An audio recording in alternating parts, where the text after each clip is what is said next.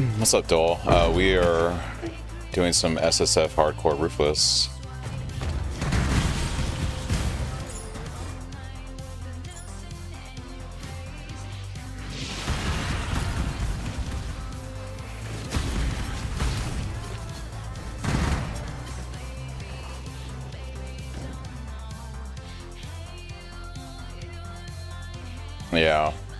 Yeah. Plan is to play JUGG and go thick boy. We'll see how it works out.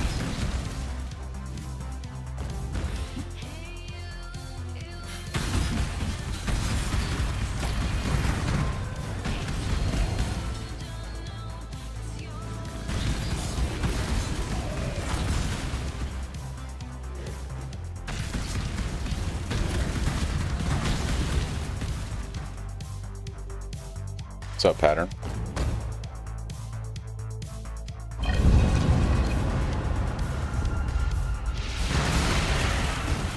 Ancestors, forgive me.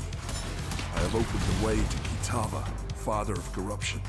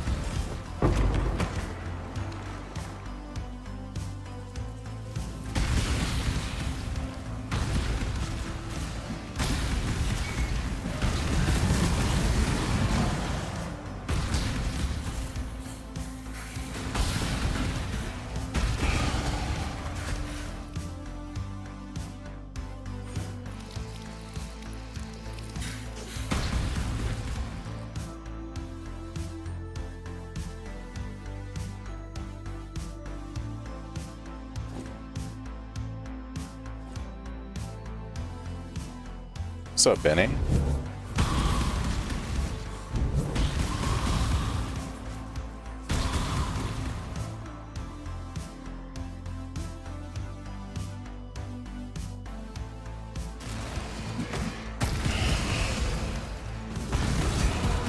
I made this one yesterday. Yeah, that's what I was playing yesterday. But yes, it's probably doing hardcore SSF Ruthless, so I'm gonna give it a go. We'll see if I can even make it through the campaign.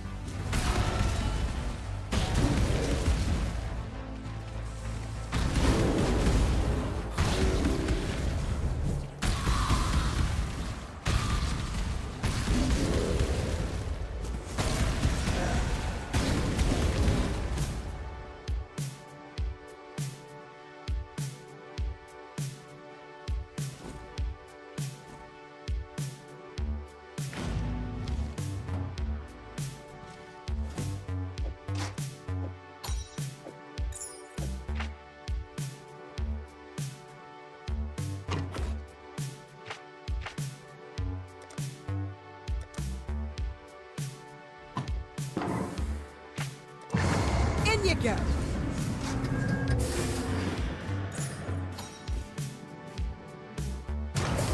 Here we go. Vesper, light it up. Yeah, they seem to be kind of mid on the single target, but they're phenomenal for the clear. It's pretty nice. Pretty good.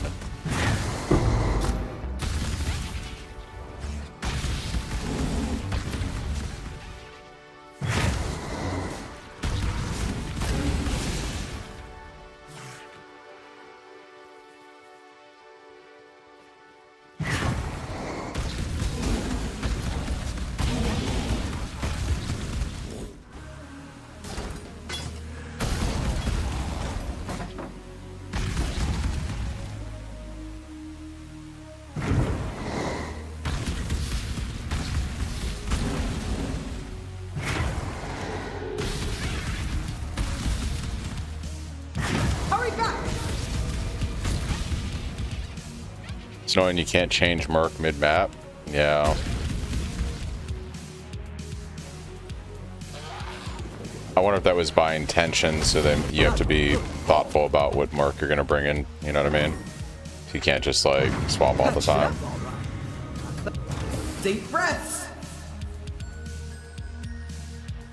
No, not there. Or they coded themselves like a limitation where it's just a pain in the ass to try to make a swap like that mid-map.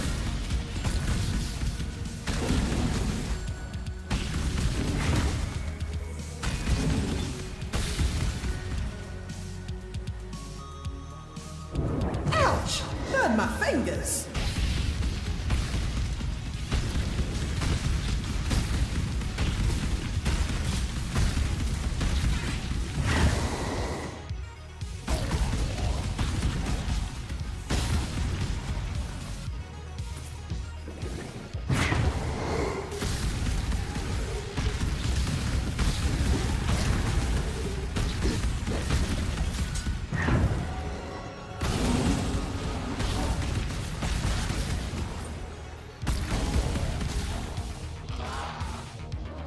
Got a Blade Ambusher. Supposedly they're the boss killers of the mini Cyrus, which took like 8 minutes, so he needs a lot better gear.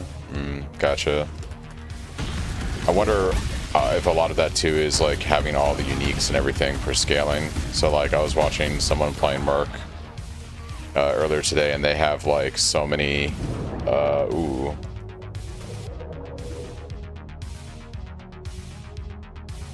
That was unfortunate. They have so many unique scaling light radius on their character and life stacking, so it might be one of those things where you have to scale a lot. Yeah, you need like a lot. You need like light radius on every piece of gear that you can. Like every piece of gear. In you go. Let's do this. Too far.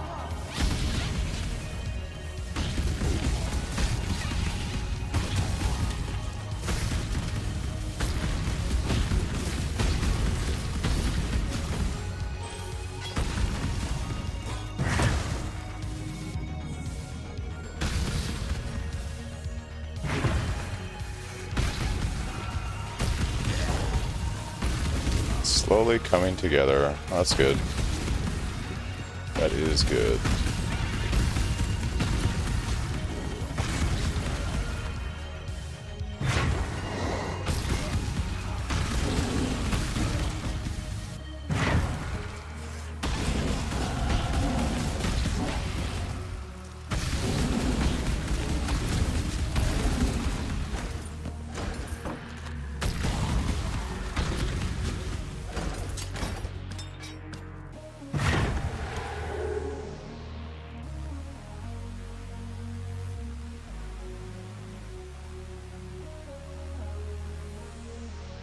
Time's running out. One step closer to Rich.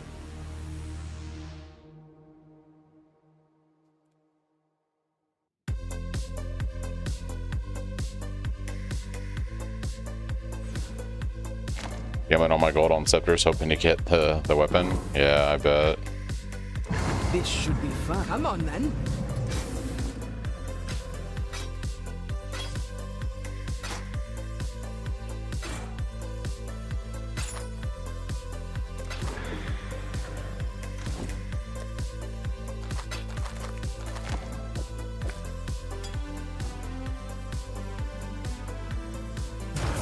Let's do this!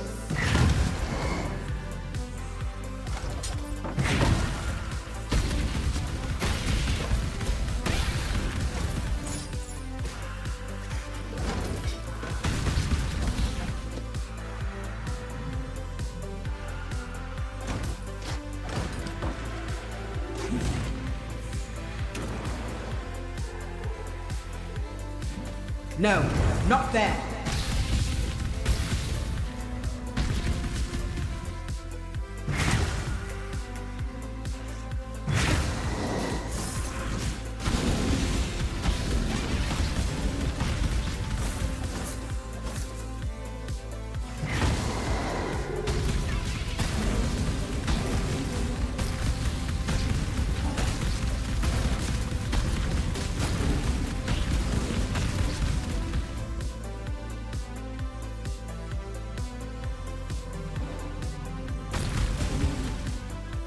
Come on, get out of there!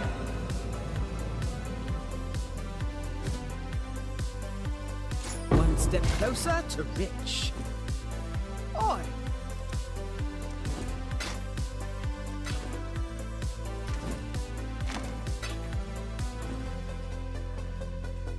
How's the sea treating you? What do you need? That'll do. Farewell.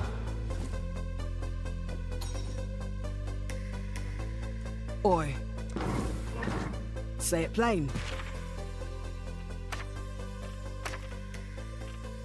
Hang in there, Vesper. We're on it.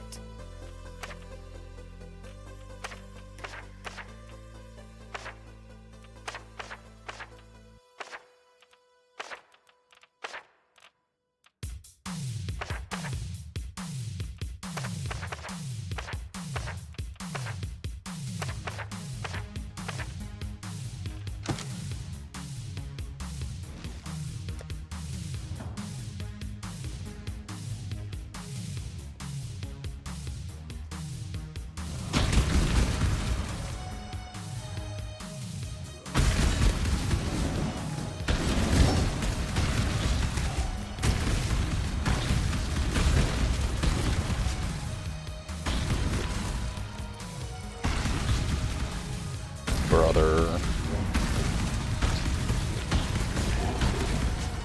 The XP.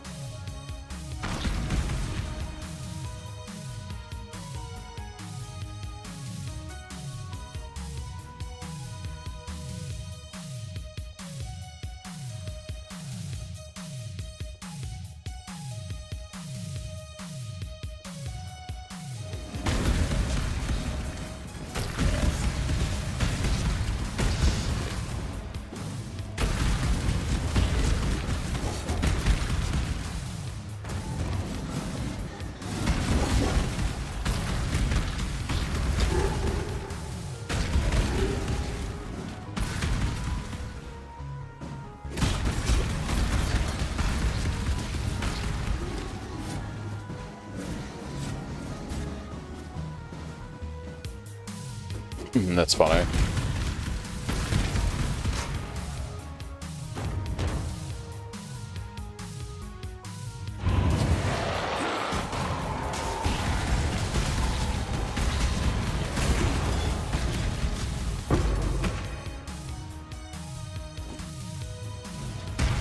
Yeah, mercenaries do seem like a lot of fun.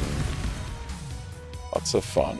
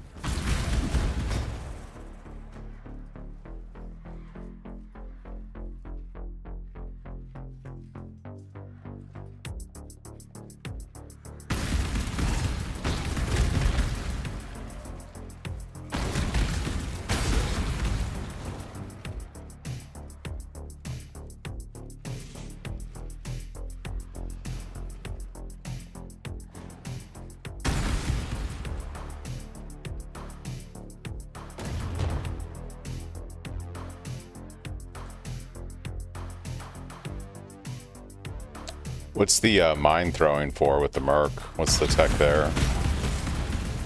What's the idea behind that? I haven't really looked at it.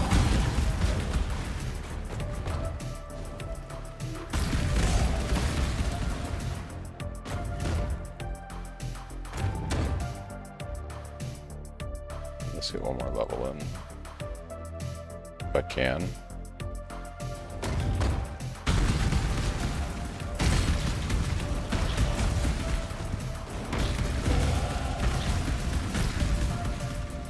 Oh, gotcha. You're just applying shock for them.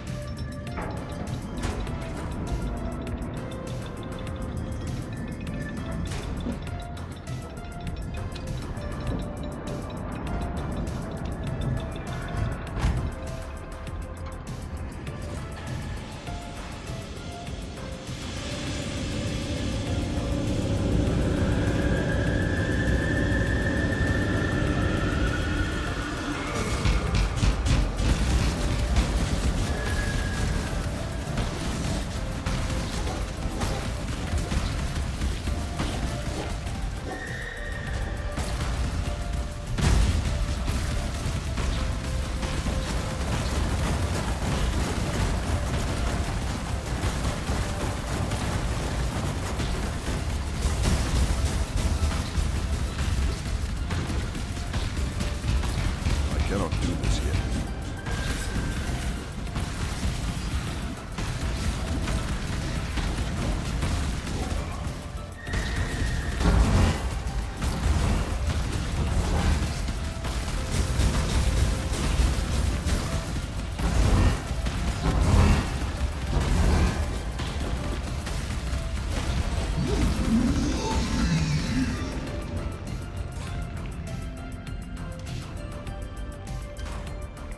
I give Gotcha. this warrior of Kitava to you, Tukohama, my father of war.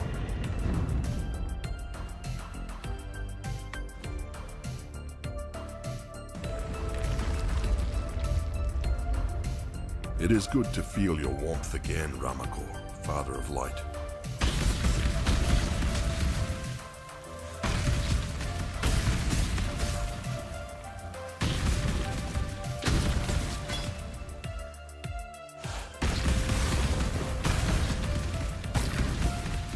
Come on then!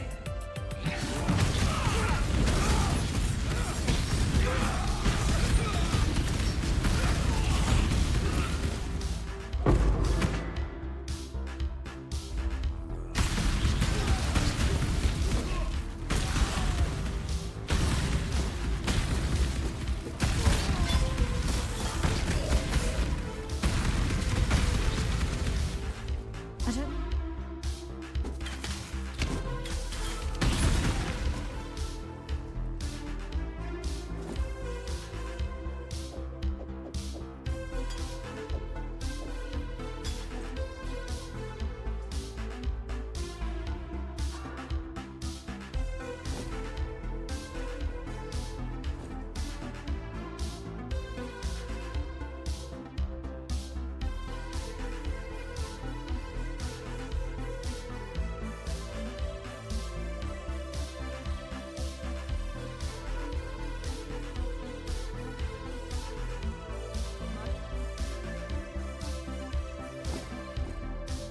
You are a welcome son. What is it?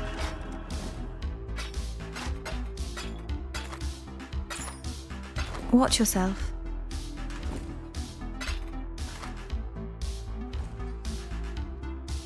Alright guys, I'll be right back in a second. I'm gonna grab some more water.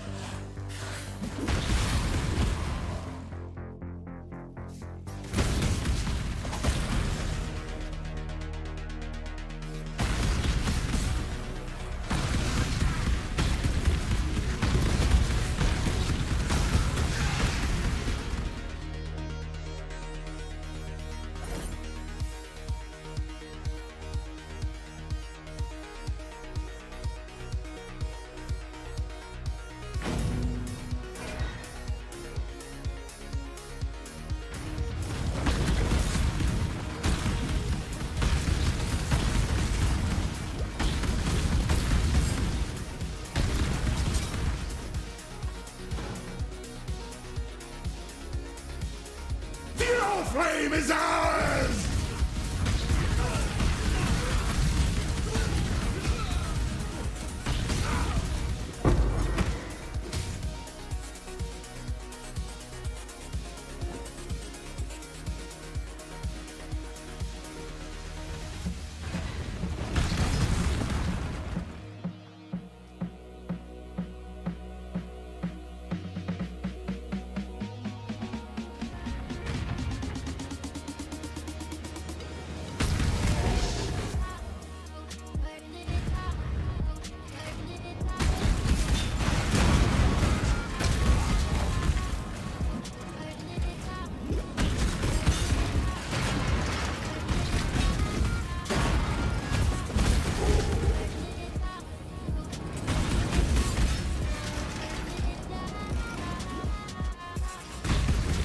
Allow your wisdom to be tempered by the flames of the past.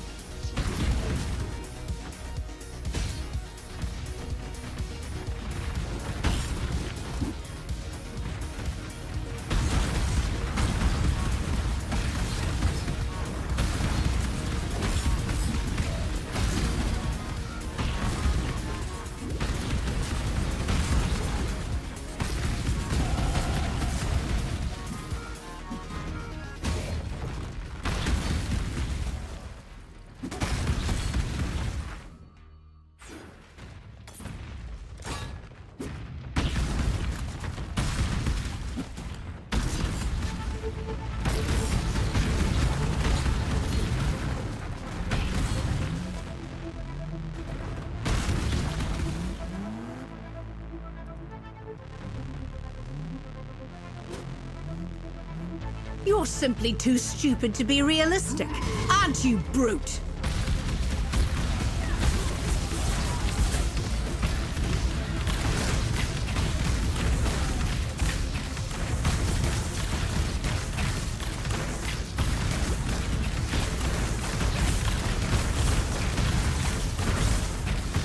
Enough of this!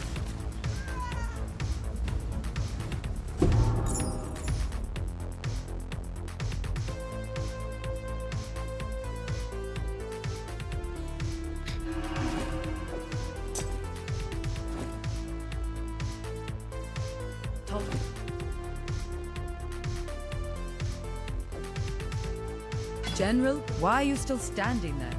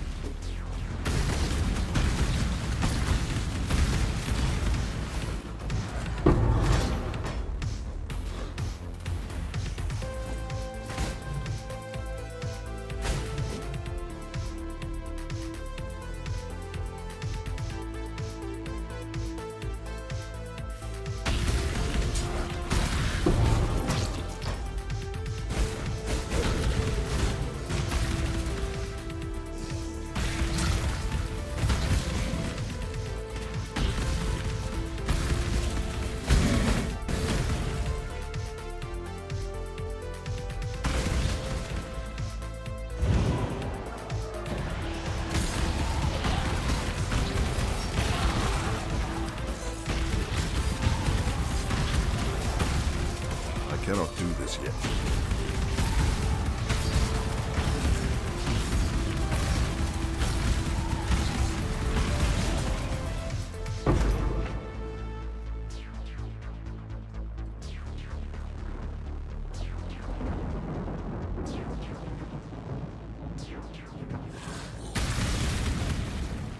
Kardui slaves were once bought and sold like pigs.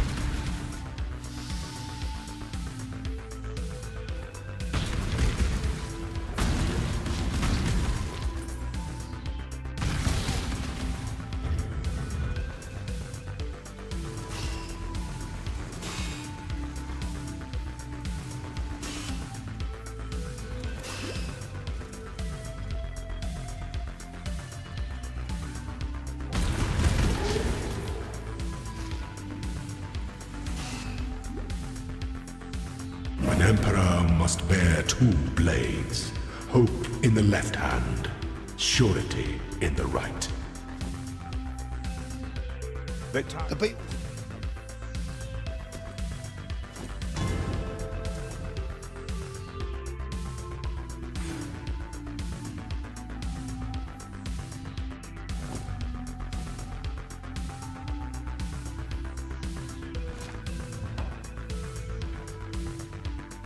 Yeah?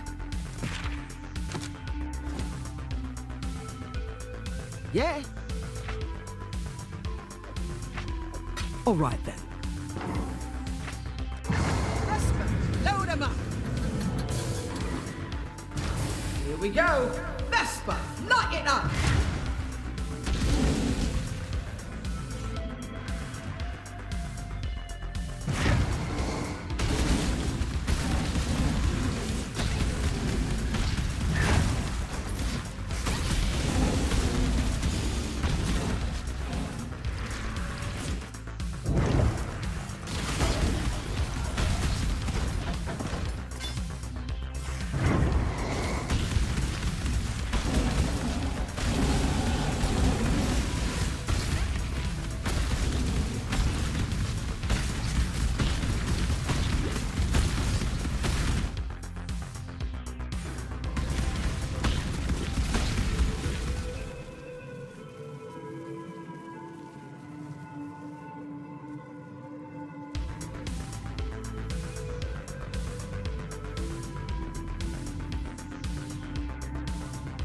Thanks, Dynamite. I was gonna say you got the T3 maps though. So you're just playing Scion? Like, did you go Luminary in Ruthless?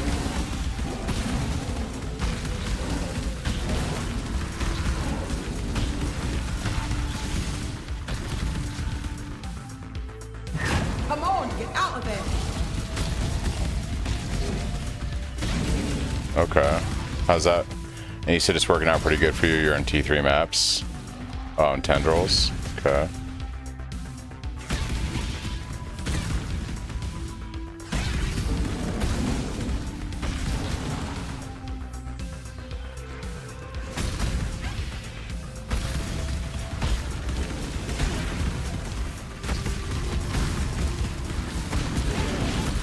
Oh, Snake does it again! Vesper, load Yeah, I was having fun on the SSF Ruthless Here we go. character. I just wanted to spice it up a bit with the hardcore one. So, but the regular SSF one was going pretty good. Yeah, it was pretty fun. the night!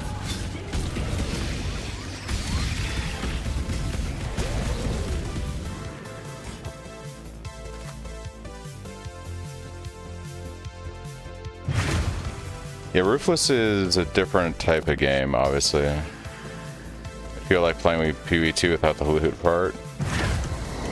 Yeah. Well, a lot of PvE2's inspiration came from what they were trying to play around with in Ruthless. They used Ruthless as a test bed, basically, so there's a lot of core... There's more that is similar between Ruthless and PvE2 than there is PvE2 and PvE1.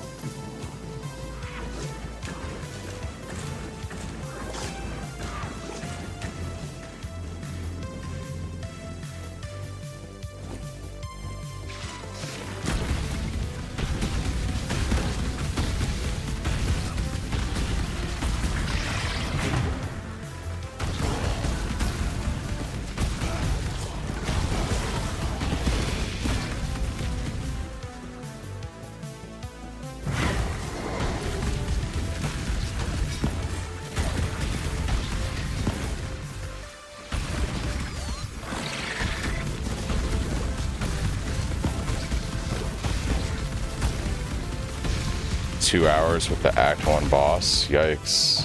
Back to the That battlefield. is quite the time. Quite the time.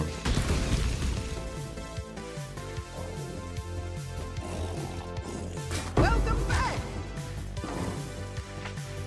This should be fun. Hope you're ready for this.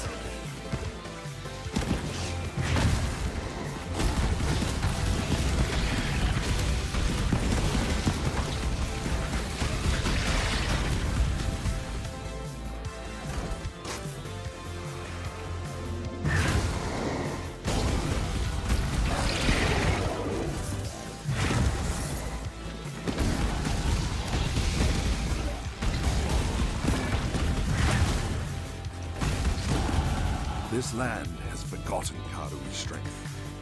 I will remind it.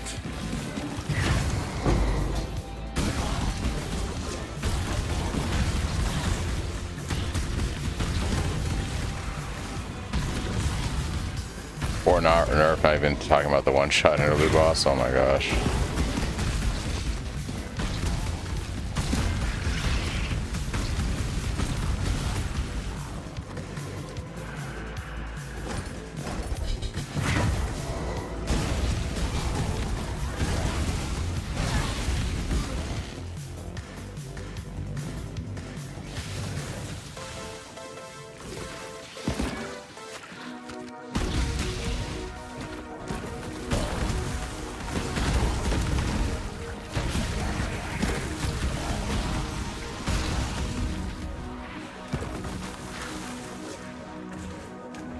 Welcome back. Oi.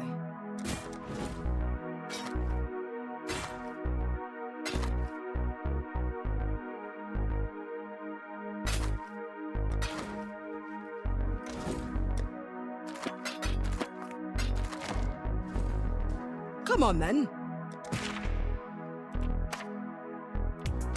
Hang in there, Vesper. We're on it.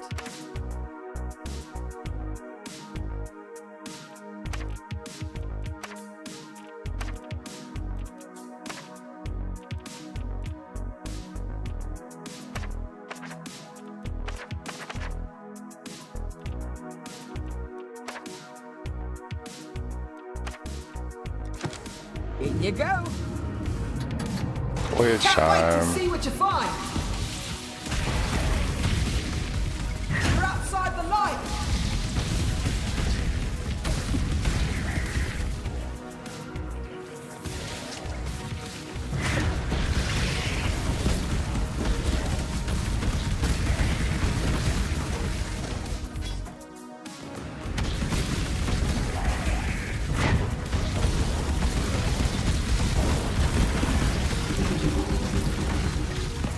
Whoa, hold on.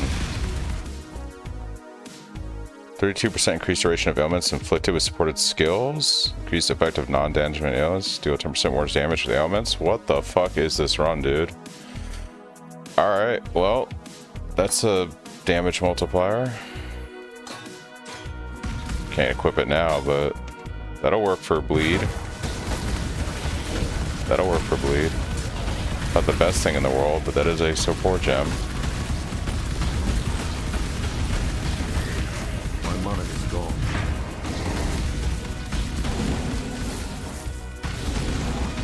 Voyages are cracked, dude. Actually cracked.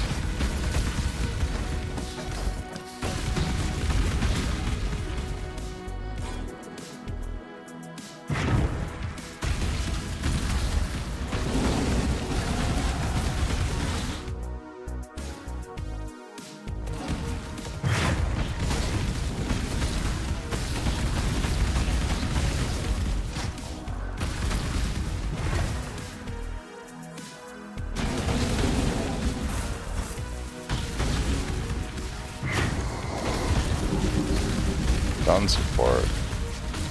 So many support gems.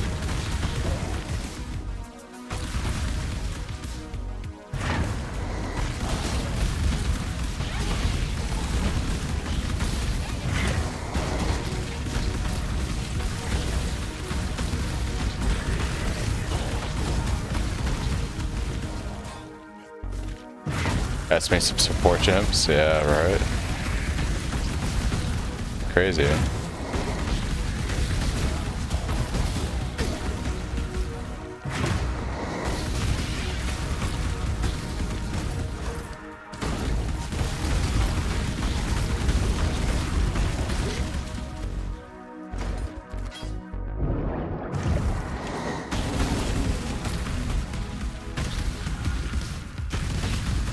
I think it's a U. I would read the Ascendancy, Benny, but I think it's a light radius on you, not them, but I would double check the wording on the Ascendancy.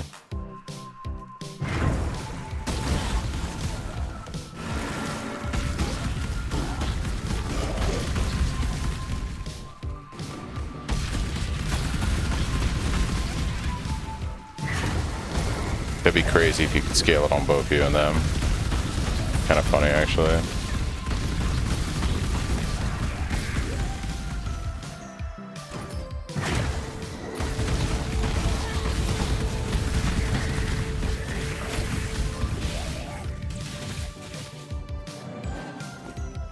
Well, all right.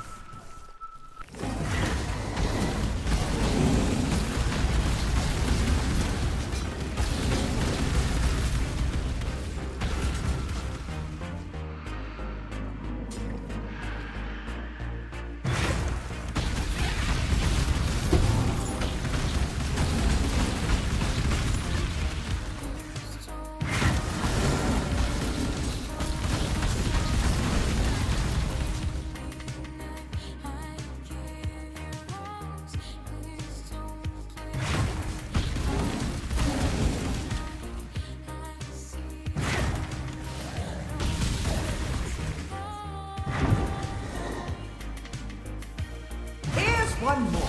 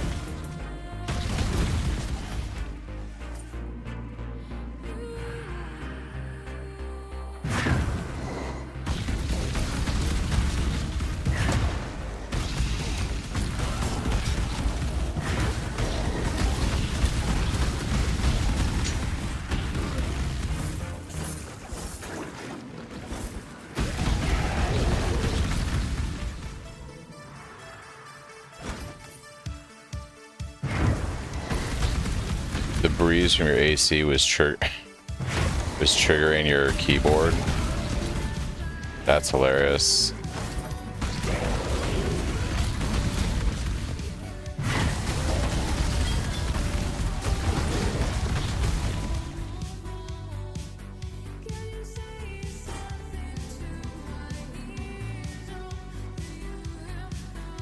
That's actually kind of funny.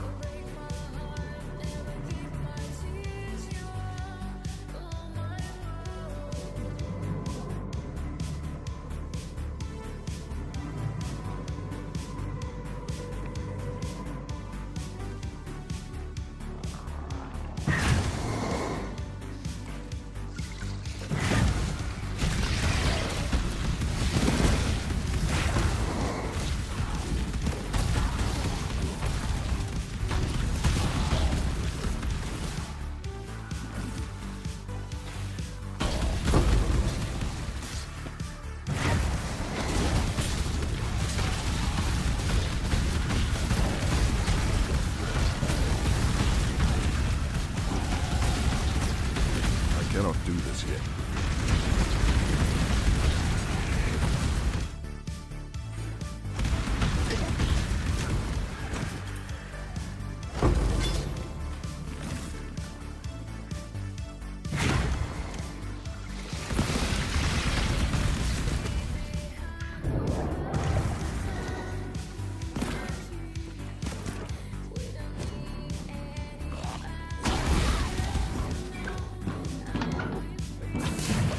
All the way back to the Go back to the bathysphere.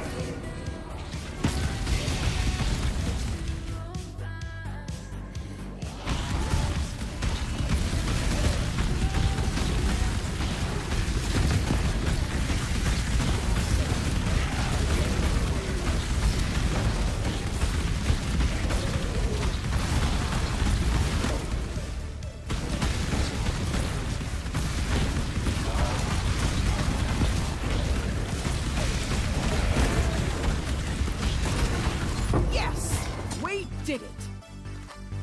Oi!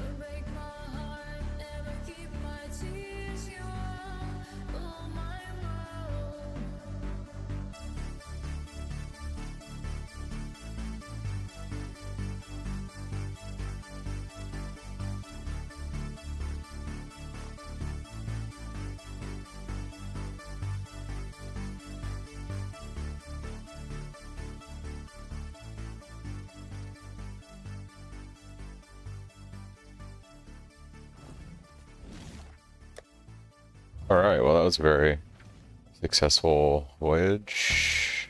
Say so.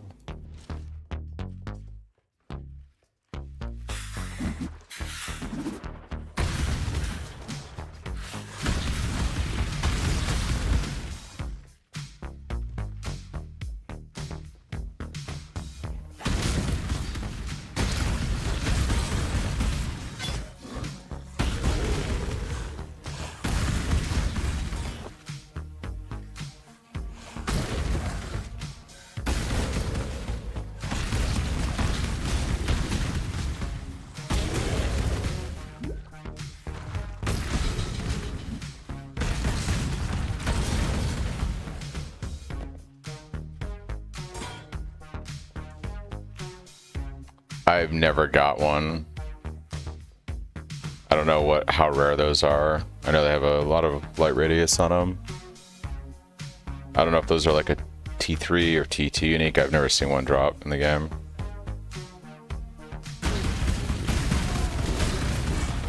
Or if they're locked behind specific league content.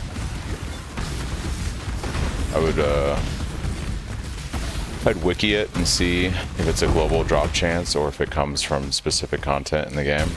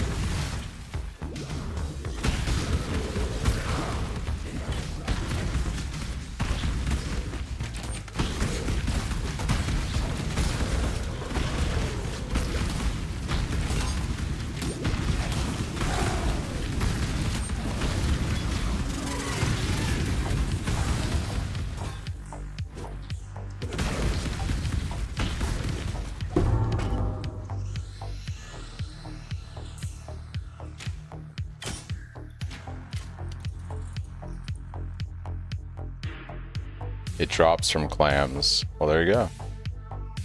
Now you know. It drops from the clams.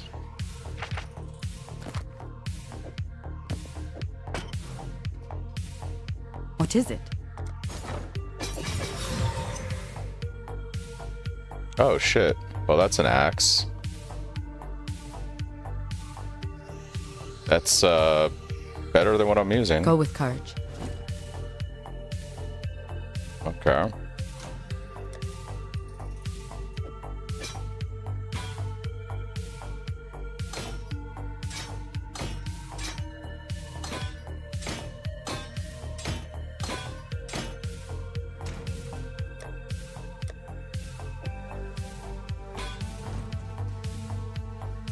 You're right.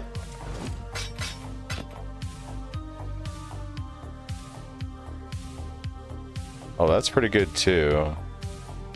But this is really nice. Trickle level 1 gore shockwave will melee hit if you have at least 150 strength. Oh yeah. Bring me back something. What is it? Always gamble. Greetings. Always gamble.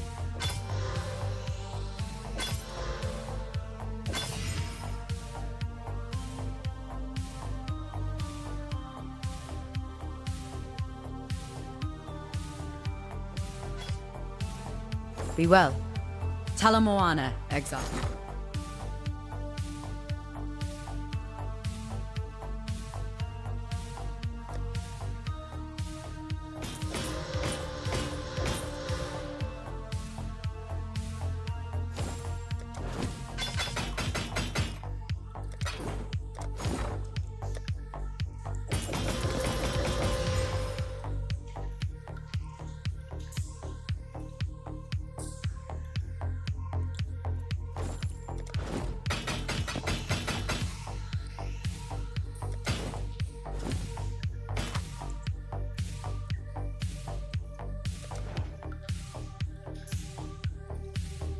Yes, actually, these are not bad, but whatever.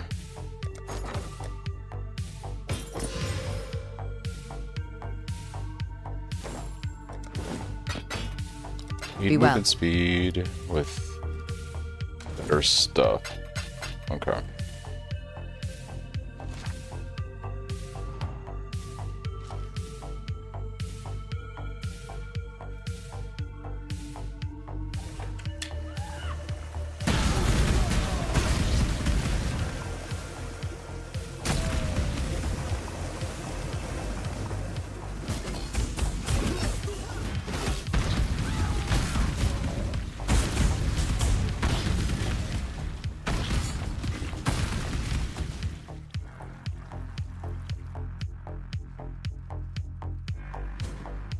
This is the eternal way, pretty and lifeless.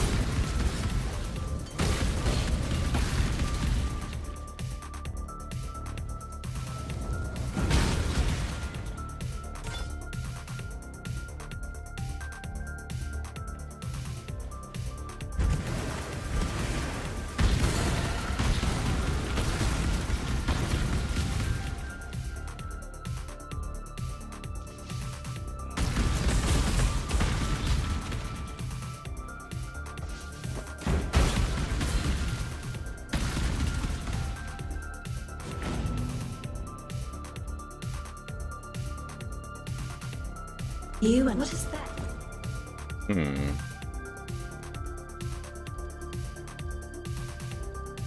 The cockroaches will. I like a dash. You may go.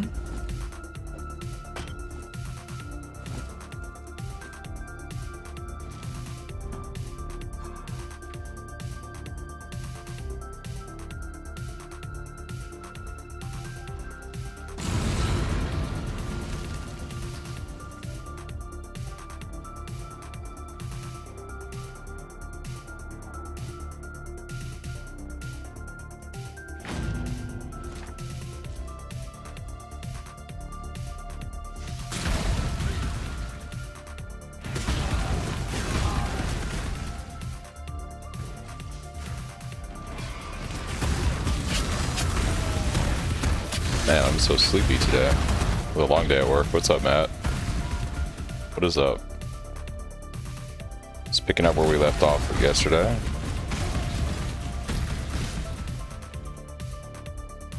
You've forgotten your place, Karui slave.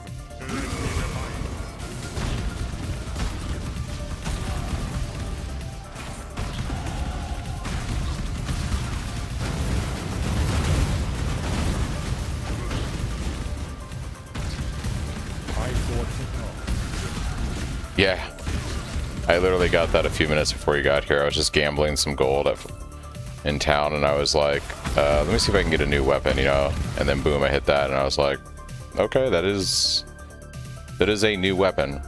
That is a new weapon for sure. We'll take that. I also got a Unbound Ailments from a voyage right before that. So now we have effectively a 3-link, which is not too bad. They're not too bad supports.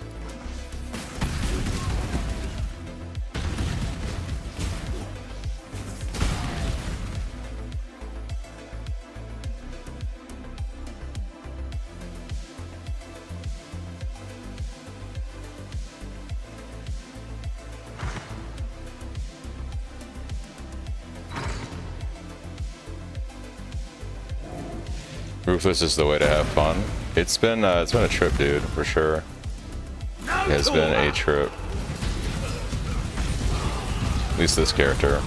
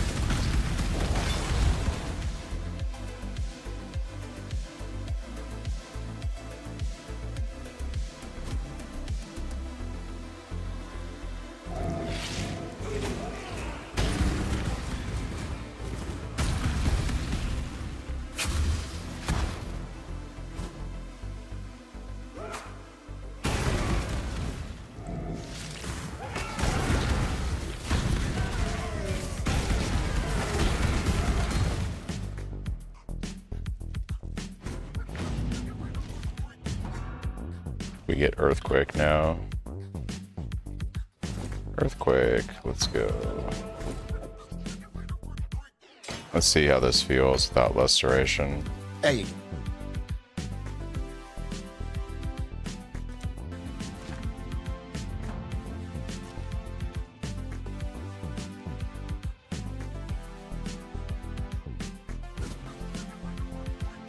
Piety, you are truly Kitava's slave, daughter of corruption.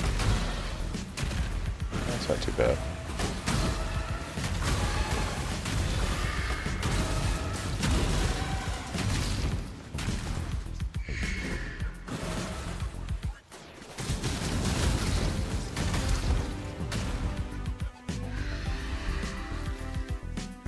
I cannot do this yet.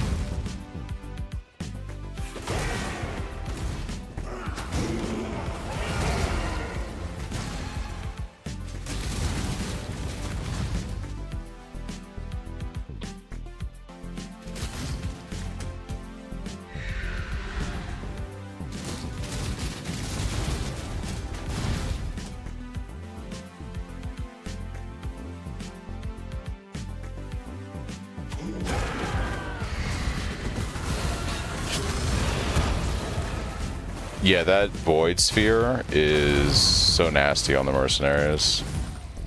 For sure. It's actually terrifying. You better have like max chaos resistance and your CD ready to blink out of that shit.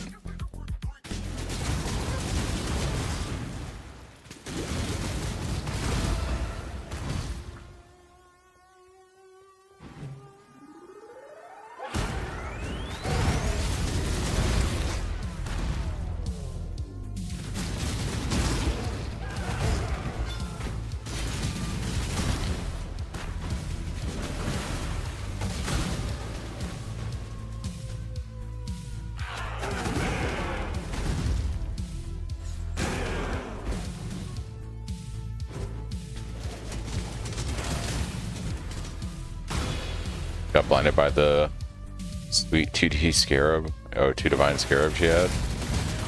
That'll do it.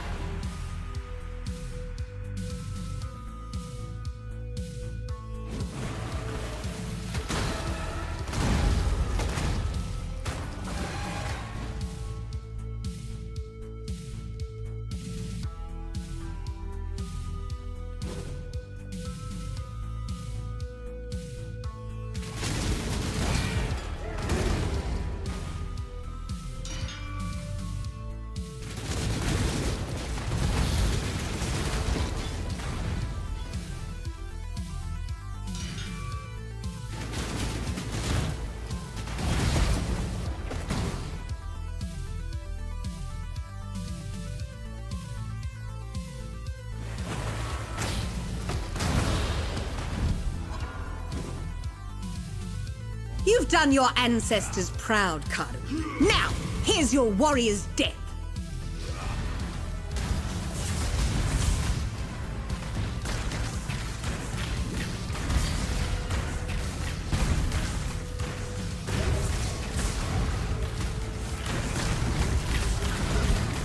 I cannot do this yet. You'll be remembered, Karui.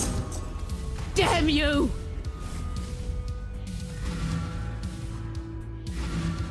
I will take everything Dominus loves, as he took it from me. You, quiet. Tread carefully, exile. The race MTX? What's the, like, there's a race MTX? I did not. I don't know what you're referring to.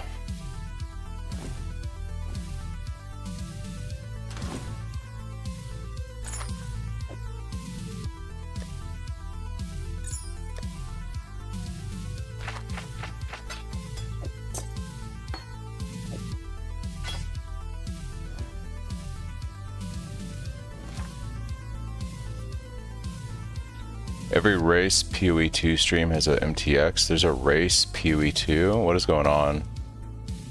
Race PoE2. They're doing a PoE2 race? The last Druid of the races event? No, that's from Wago.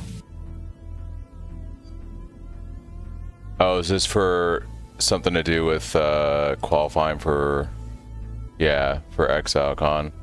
They're only doing that for PoE 2. They're not doing a PoE 1-1. That's why everyone's playing PoE 2. I wonder, I saw like a lot of people were playing PoE 2 today. I was wondering what was up with that. Gotcha.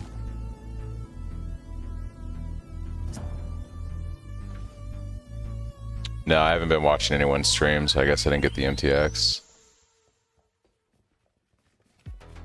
Maybe after I stream.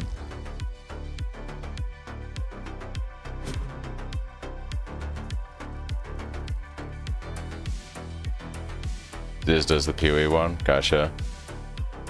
I know Ziz does the Gauntlet. Yeah. I know Ziz does Gauntlet. I didn't know he did anything that was related to ExileCon.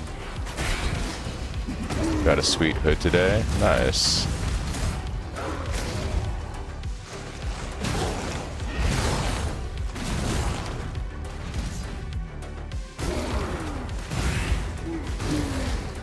Bop. We're the Bop King. We bop, we bop, we bop. Guys, I might have to make a coffee. I think I need a coffee. Get through the next 2 or 3 hours of this.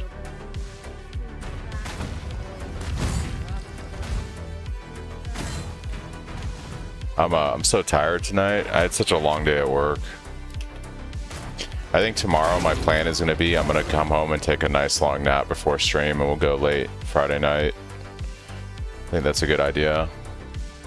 I can't do that during the week because I'll end up just messing up my sleep schedule. You need to survive, yeah. Yeah, I do. Get that bop damage. Boppy bop.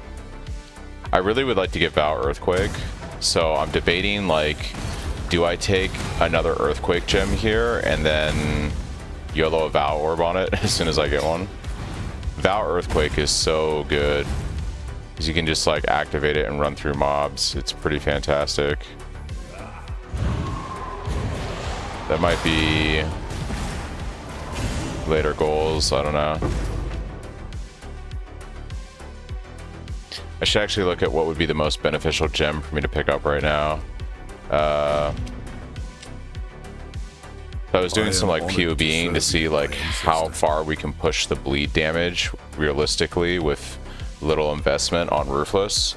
And what I've got right now is essentially, we're looking, it might be hard to see on stream, but this is like 5.7 million combined bleed damage over several seconds, which is pretty good, I think, for SSF Ruthless gear on hardcore. Like, all the gear is pretty bare bones. No uniques, no flasks. And we're sitting at, basically, I'd like to get this number higher, but we're sitting at 25,000 max fizz hit without a guard skill. With a guard skill, like, we get up to 33, almost 34,000 max fizz hit. So I'd like to see how far I can push the max fizz hit further. I'd like to get it above like 45k with guard skill. Would be pretty good. Yeah. And on this current tree, I have Corrupted Blood immunity, I have Maim and Hinder immunity, we have Stun immunity, we have Purity of Elements, so we have Elemental Ailment immunity. I also, if I really wanted to, I could pick up Bleed immunity from moving. And we have almost 83 to 85% LE resistances, thanks to taking max res everywhere. So this should be, and we're running staff, so we got some block chance too. Almost attack block capped. Really my only weakness is spell so far. And I'm probably gonna have to run Enigmatic Defense on my amulet and pick up Versatile Combatant if I want to get any kind of realistic spell block going. Right now I anointed Disciple of the Unyielding because it synergizes really well with the Endurance Charge stacking of the build. So if I can get the max fizz hit a little bit higher, I think like almost 6 million combined bleed damage is very good for anything outside of nightmare maps and obviously Ubers. So like 6 million bleed dot damage over several seconds is more than enough for T16 mapping and regular bosses. More than enough. And really it would just be like anything above that, like nightmare maps or Ubers, I'd want more damage. I'd have to probably start getting some uniques and scaling bleed. So at that point though, I might make the pivot to Earth Shatter and swap to Berserker. Like one of the things I'm considering doing, like this is if I actually survive long enough. Probably not gonna happen, but I would probably put together a lot of gear to go Earth Shatter and just go Berserker. And that would be pretty nutty damage. But if we also get like certain uniques to drop, we could probably scale the bleed dot damage to like 15 million, which would be pretty good dot damage actually.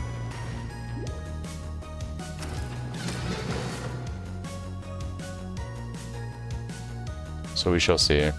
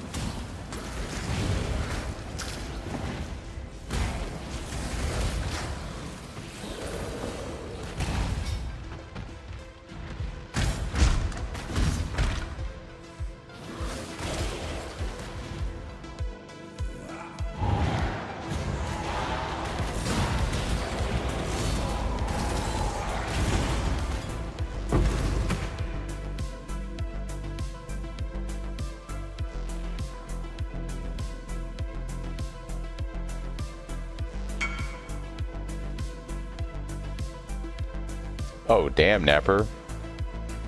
Nice, dude. Where'd you get that from?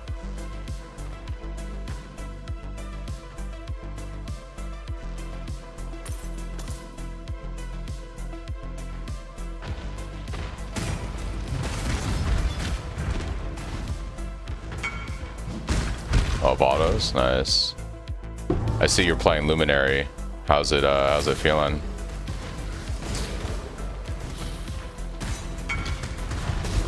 Took you 15 minutes to do the Baldos, that's funny.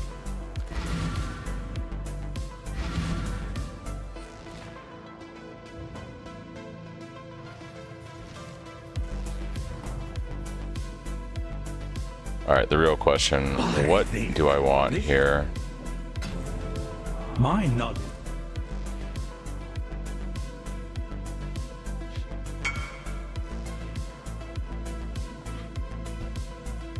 I could take Blood Rage. Blood Rage is actually not a bad pull right now. I'm gonna do Blood Rage. Actually. Get that Blood Rage. I like that. Blood Rage is pretty good.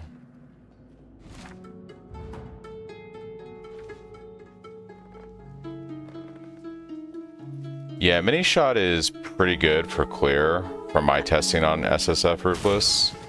I think the best is, like, I think the best by far is either a Kineticist for clear, or I've seen a Combatant used a lot for single target. Kineticist is just, like, pretty cracked, though, for just mapping. Like, I was watching Ben earlier. Ben is, you know, playing hardcore SSF. Obviously, he has, like, ridiculous gear because he's Ben. But, yeah, his Kineticist just basically blows up everything. It doesn't matter what he's doing. Mapping, bossing, whatever. So the Kineticist runs around and blows up everything. Not hide in towers built of fear. But his gear is pretty insane for SSF. He has like all the uniques.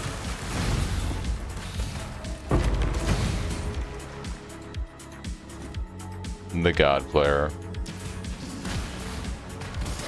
Do I even want to fuck with a mercenary? I feel like that's just not the play. Depends on what type of mercenary this is. Oi, exile, over here. Toxologist? Hate me, Oh, fuck and the that, choice dude. back. Chaos damage? No, no, no, no, no. I don't think so. That's a hard pass for me.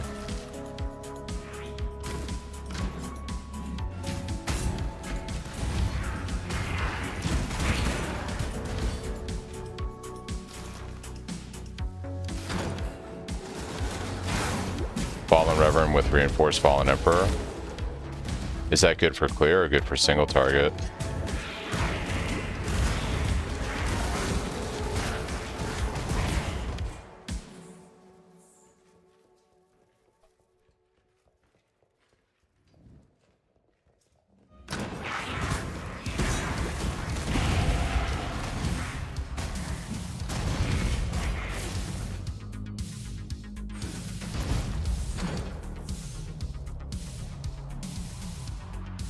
Plays a different game than I do. Never seen him have a so-so character. Yeah, Ben is insane.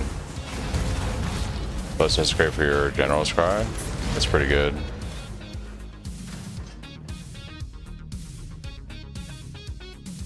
Yeah, having a Merc just do Desecrate for you playing Cyclone is pretty baller.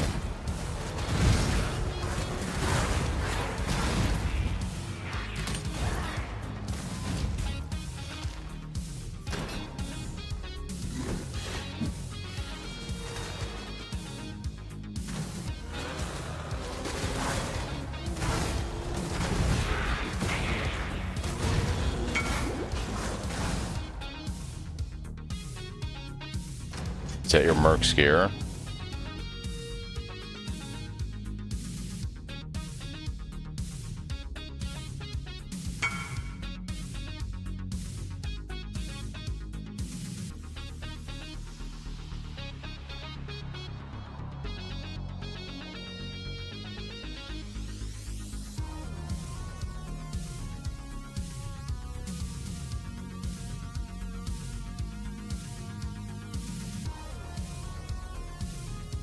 Pretty good. I saw people saying that Quill Rain goes pretty crazy on the mini shot.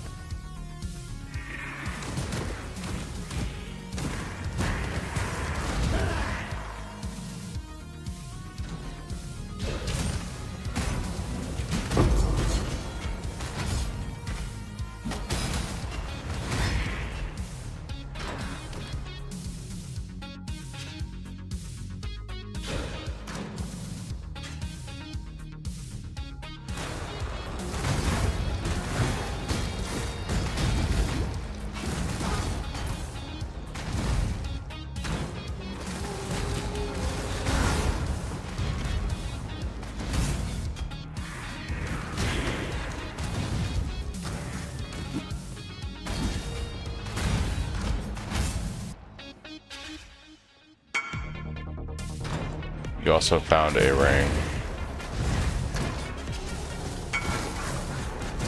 Oh shit, rip.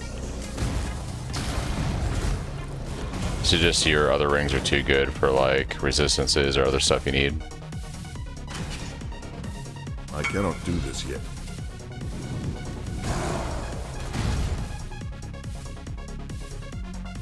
Is that a Calandros?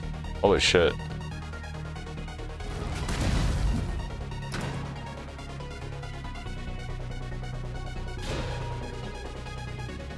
Getting lucky, dude. Getting lucky.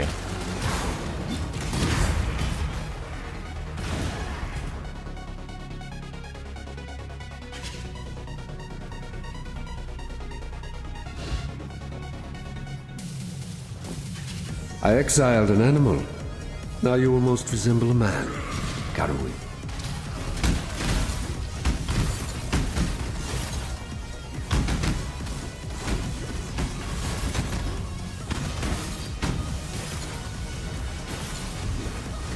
Submit, heretic!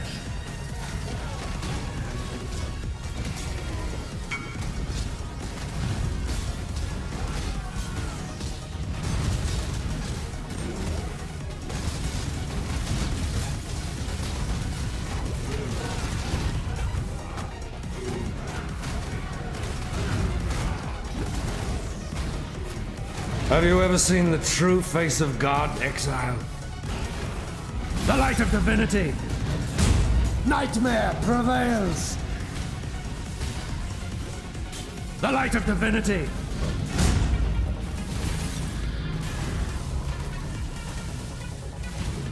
This world is an illusion, exile. You know, amulet from clams though, they need to buff that chop rate. Yeah, you're trying to get that rot mother or whatever, the light radius, yeah.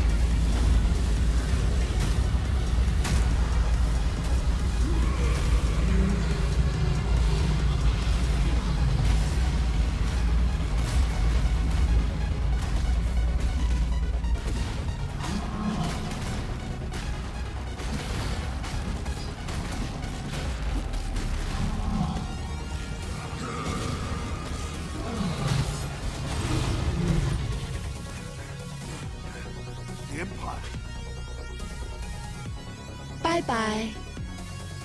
Follow a dead river to the foot of Kitava's kingdom. Just how the elders at home told it.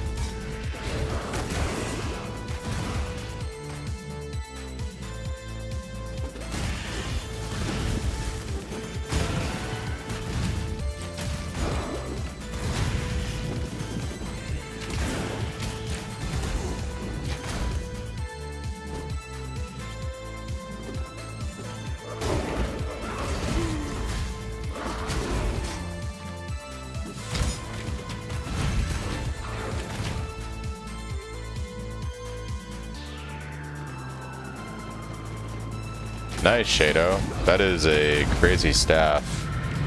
It is crazy good. T2 crit multi and double damage with a tempering. Yeah, it's pretty nuts. But the damage is feeling pretty good. I cannot do this yet.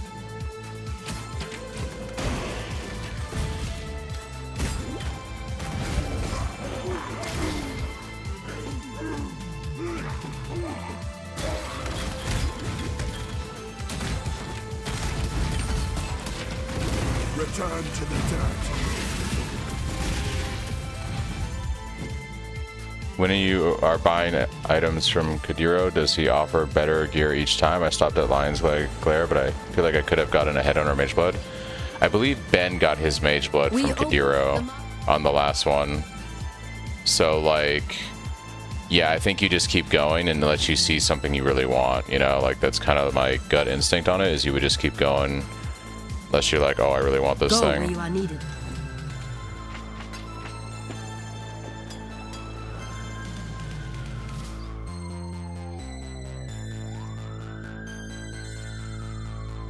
I'm glad that you streamed. Why is bro talking to no one? Oh, yeah. Yeah, I get a couple YouTube viewers. Yeah.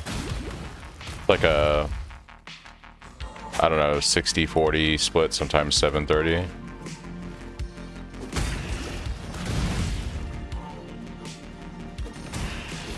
I gotta like sit down, and I know there's a way to do it where you can merge the chats, but I just haven't done it yet. Need it for the Merc, yeah, so you went with that and just stopped. I mean, it's SSF, right? So if you see it, you might as well grab it.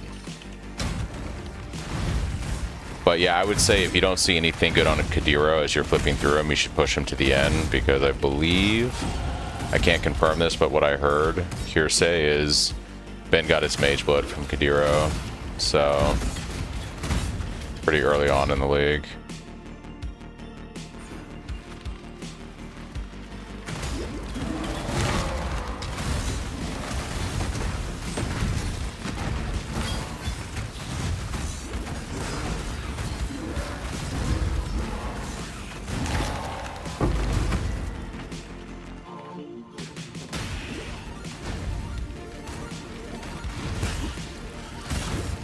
wonder if I want to start trying to go for a staff while I'm leveling. Since I don't go for any axe nodes anyways. It's probably beneficial to start working on a staff in the near future, so I can get some kind of block going. But Gun also got one on his alt account. That's funny.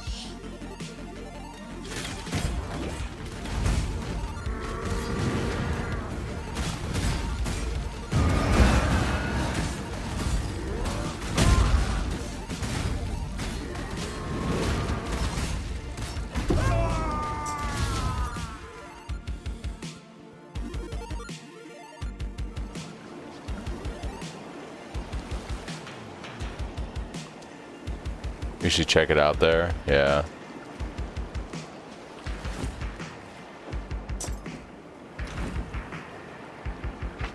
Got it on his first Kadiro at 91.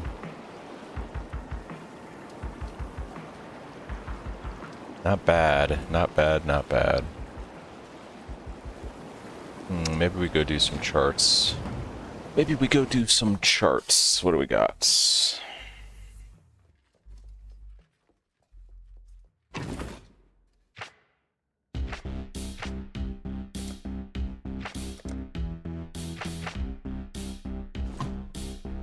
Say it plain.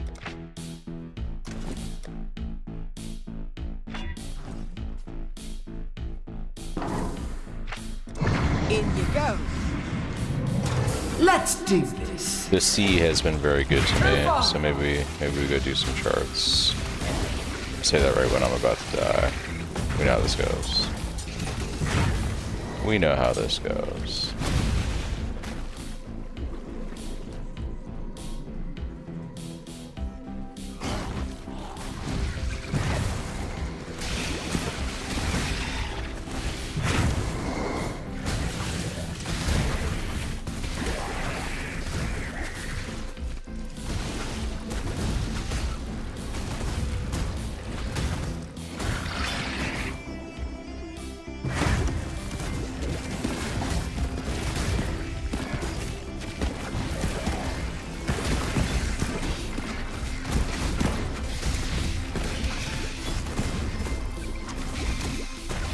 Box attacks. Yikes. Charts aren't bad. I've gotten some pretty decent gear from doing charts. It's obviously gutted compared to, you know, regular stuff, but it's still like the best way to make gold, the best way to get support gems. Like, it's basically the best way to do anything right now in Ruthless. So it's always worth doing them. And then if you have enough, you should just run a voyage right away. So I basically do them when I have several, and then, yeah, like if I have enough to do a voyage, we do one right now. Try to clear all these. Just the gold alone is crazy good, especially leveling. Doesn't feel like you're getting a lot when you compare it to trade, but compared to what you would get in Ruthless, it's a lot.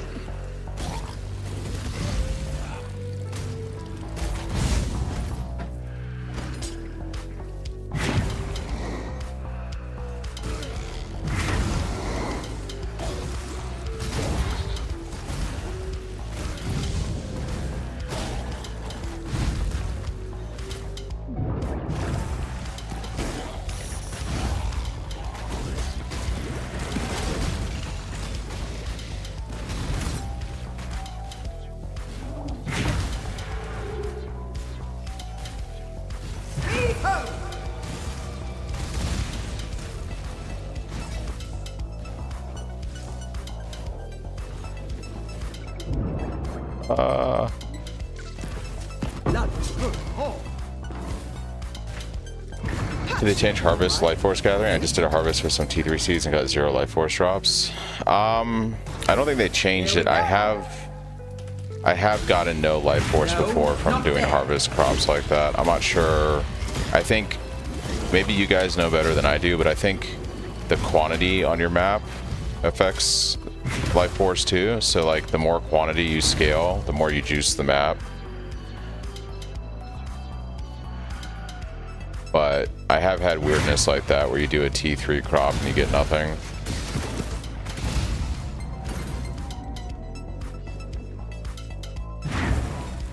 Do you have a reference for that, or is that just your experience that they're always supposed to drop a little? Or is there something that says, is there something you can point to that says you will always, no matter what, get life force if you do a T3 seed crop? Because I have done T3 seed crops before and not gotten anything from them. That is a thing I've experienced. In my experience, the best way to guarantee getting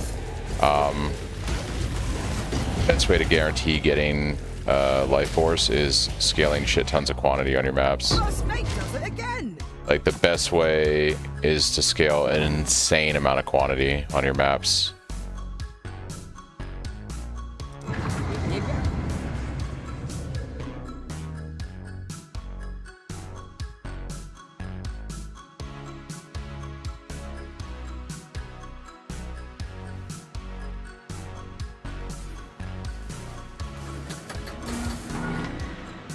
Who filters OP?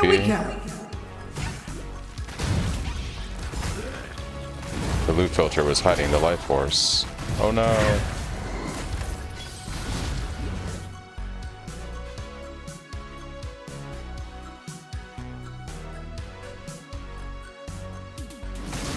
Thought it was a fluke last night.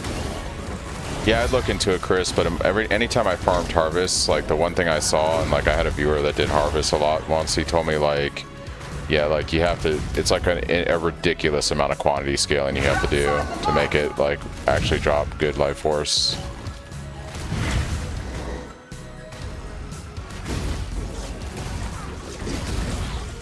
Like, a ridiculous amount of quantity. Like, you want to have, like, basically 220+% quantity on everything you're doing, at least. More like 250 if you can get it that high.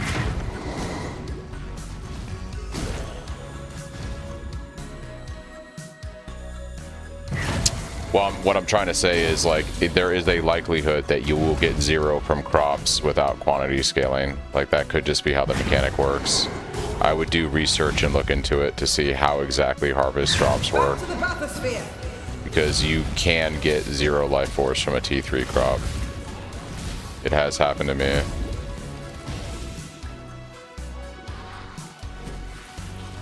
But I also wasn't farming harvest and juicing my maps at the time for it, so there's that too.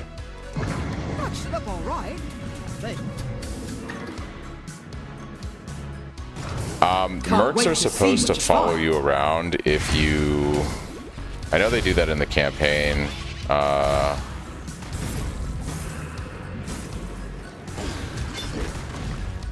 Yeah, I thought they followed you around after you defeated them. If you took one of their things.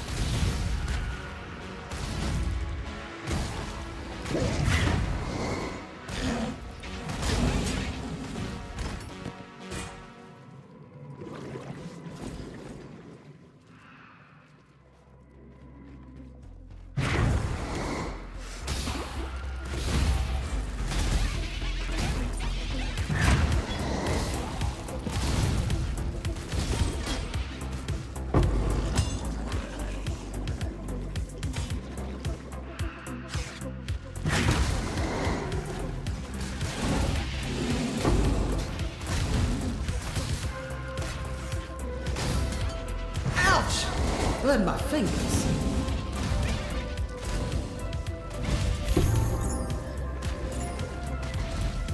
Do do do do do do. Boink.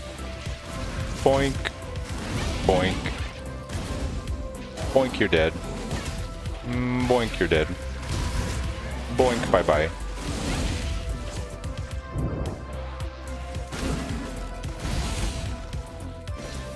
Not you, Bob. Sure. It's the Boink build. Ducat of the Undead Sea. What the fuck is this? Monsters and areas have increased toughness and reward. Socket this into your voyage planner to empower charts and voyages. Oh, they added this to the quest line. Each socketed Ducat adds the same amount of empowerment. So this is a part of the quest now. we gonna wait to do this, guys, until I got some better gear, like, I don't know, max elemental resistances. We gonna hold on to this thing for a while.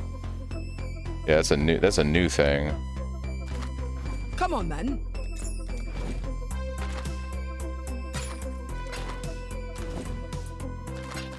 Yeah, we gonna wait a second before we do that shit. Come on, then. All right.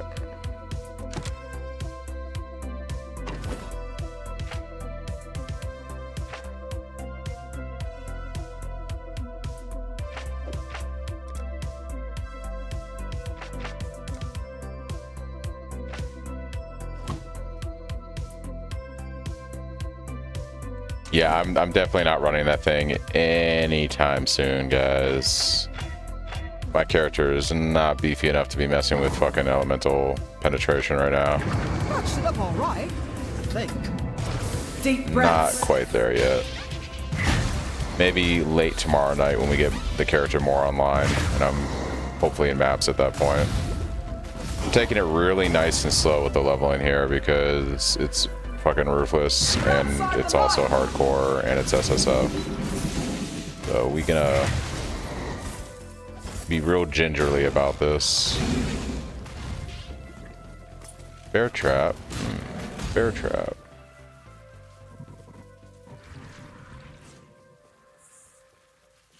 The Voyage is so good, even on Ruthless, it's just like ridiculously OP. Look at all this gold, dude.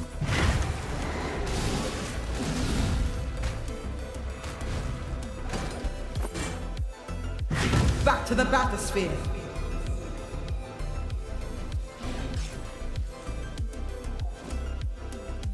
Welcome back. Vespa, load 'em up. Yeah, this is hardcore SSF Ruthless is what we're playing, guys. You're mad? Did you not look at my character's name? Sanavi goes insane. We are indeed insane.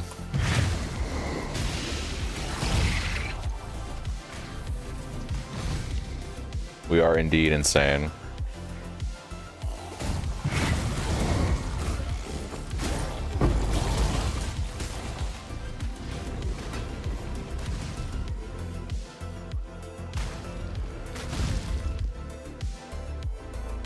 No, not there.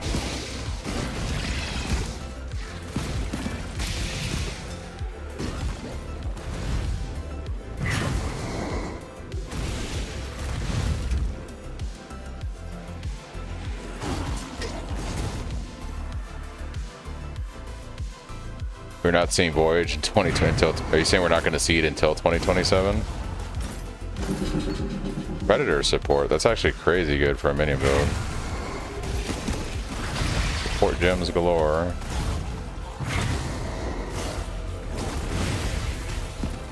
We're taking all that gold. Thank you, game. Chest. Nice. Alright, now let's get the hell out of here. Late 2027. It is a ironically good mechanic. Ooh, this is really scary here. I don't think I can get through this. Ooh. We did it, guys. We did it. One step closer to rich. Alright. I had my finger on that logout macro. Yeah, this league is super OP. Like with crafting and stuff, especially, it's kind of crazy how good it is. Under the sea.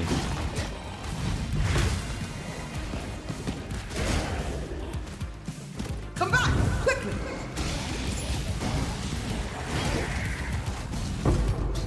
I got stuck on a cold prison thing doing that, died because of that. Dude, I had my finger on the logout macro. I was ready, like, ready to send it.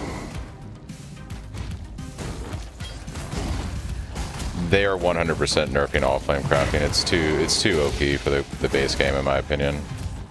I can't see that making it in. Back to the bathysphere. I mean, it'd be nice, don't get me wrong, but it's extremely OP for like the base game.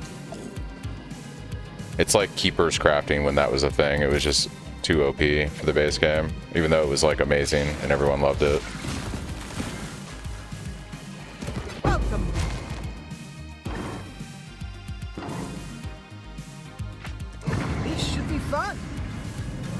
You never do the full bath? But we're living on the edge, dude. We're living on the edge.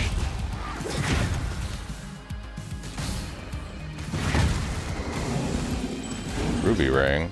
Okay. I see you, game. I see you.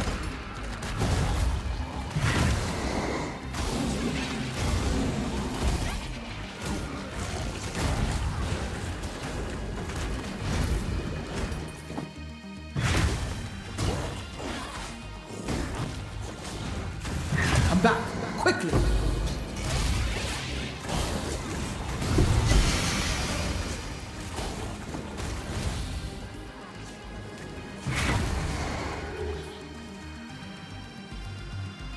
Bring back harvest crafting and tree crafting.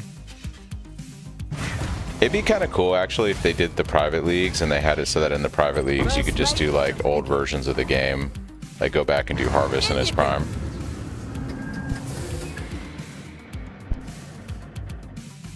That'd be pretty cool. Everyone for the songs.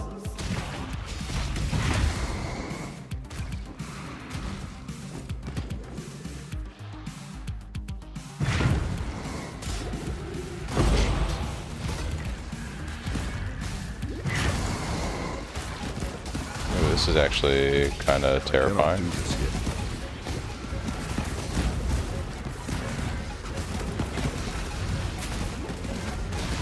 Boy dead.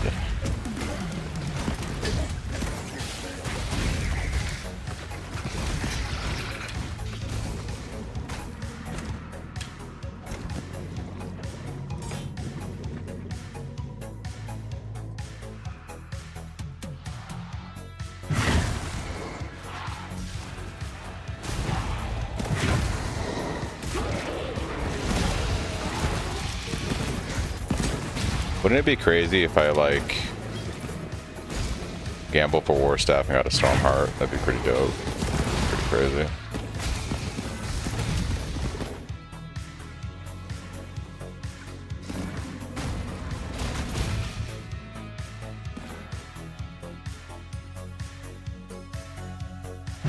Time's running out.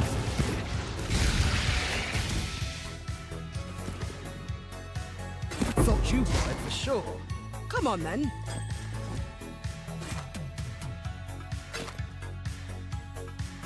That is a lot of fire resistance. That'll do. Hold on.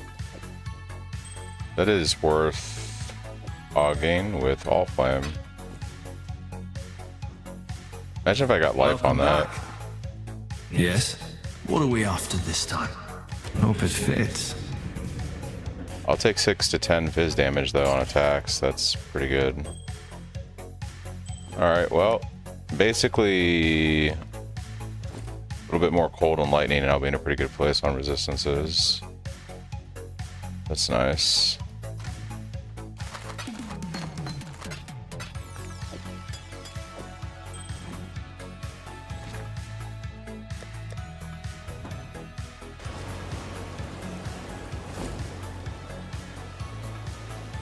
I am Tasuni, Cahome's way to...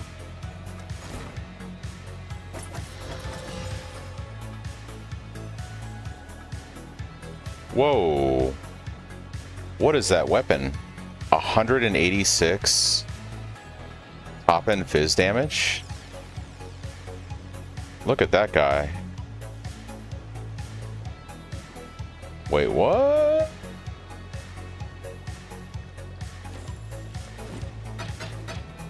Of course. That's a weapon. That is a weapon, guys. Not bad for fucking Act 4.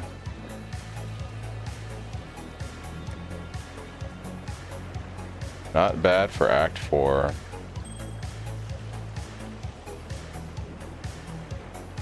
Okay.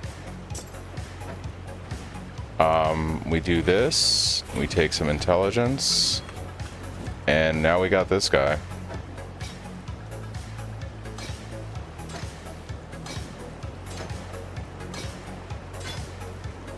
Put the limb split away.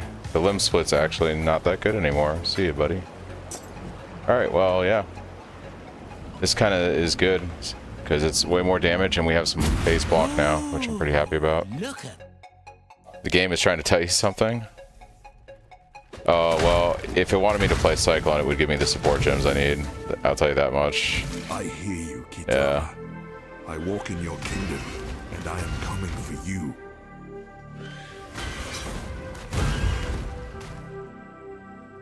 Fucking boink, baby. Boink. No, my other character is still alive. It's just a regular SSF Ruthless character. I wanted to play hardcore SSF Ruthless because I'm insane. So I thought this would be fun. These guys are actually terrifying. The little bat things will fucking destroy you. No joke.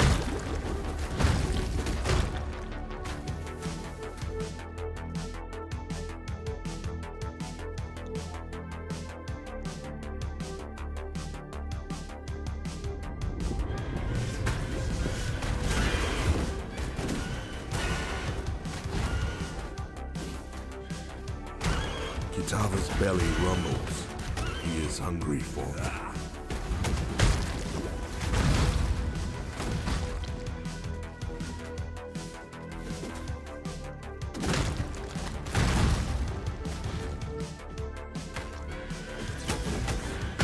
The weapon's actually cracked. Actually cracked.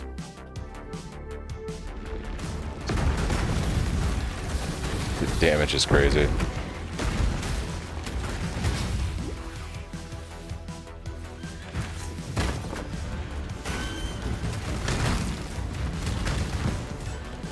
Where's the fucking quest person?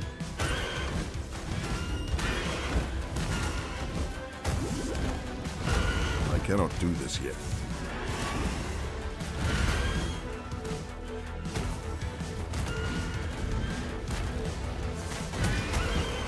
Bro, I don't like messing with these bats, dude.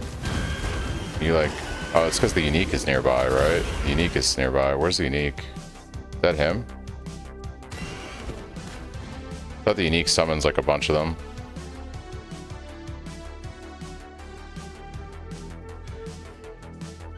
It's not about what's pointless, it's about I'm insane, so I'm playing hardcore SSF Ruthless. That's the thing, right?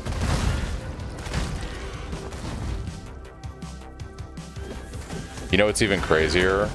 They made the change in the game so that when you die on hardcore, you go to the normal league, right? So if you play hardcore SSF and you die in All Flame, you go to like SSF All Flame, right? Well, in Ruthless, when you die on hardcore, you lose your character. It gets voided. It doesn't even go to standard. It just gets deleted from the game. Once fought together.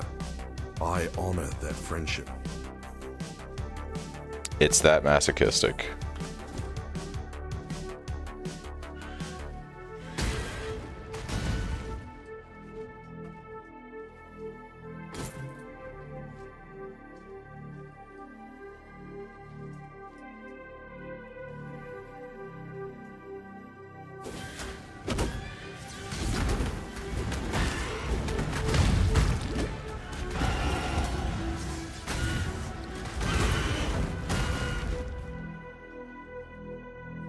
They had balls, it would delete your account. Nah.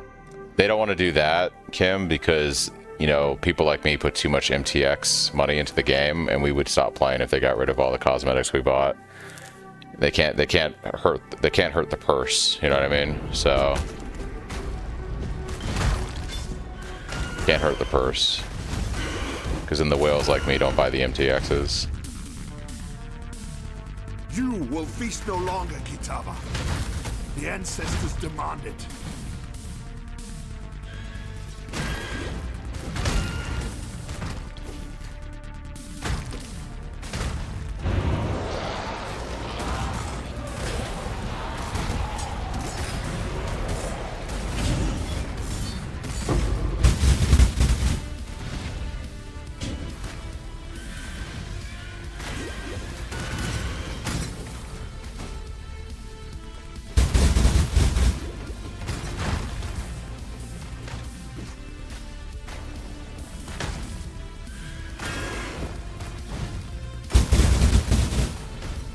You need to get a bleed flask going at some point. That would be ideal.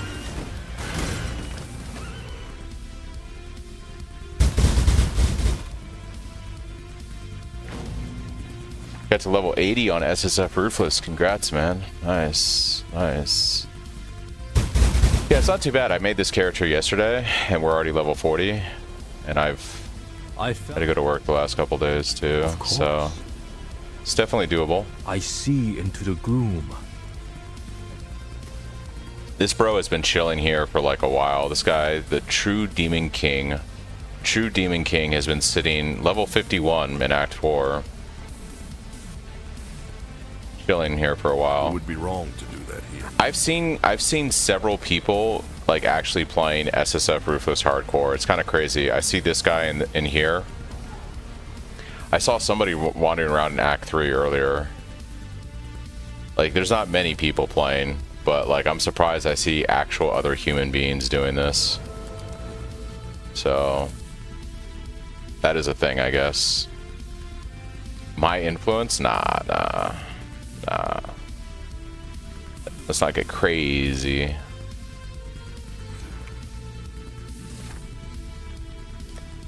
Alright. We should probably go do lab. So my first ascendancy is going to be Chris Wilson. It might be, actually. He said he was going to come back and play Pee-wee Ruthless at some point in the near future. So 50% chance that if you would gain endurance charges, you instead game up to maximum endurance charges. I think I go for this one first, and in conjunction we take Inoxorable. Inoxorable is a 25% chance to gain endurance charge when you're hit.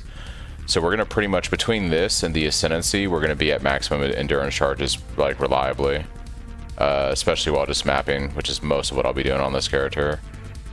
So I think we put our next 3 points into Inoxorable. We do the Ascendancy.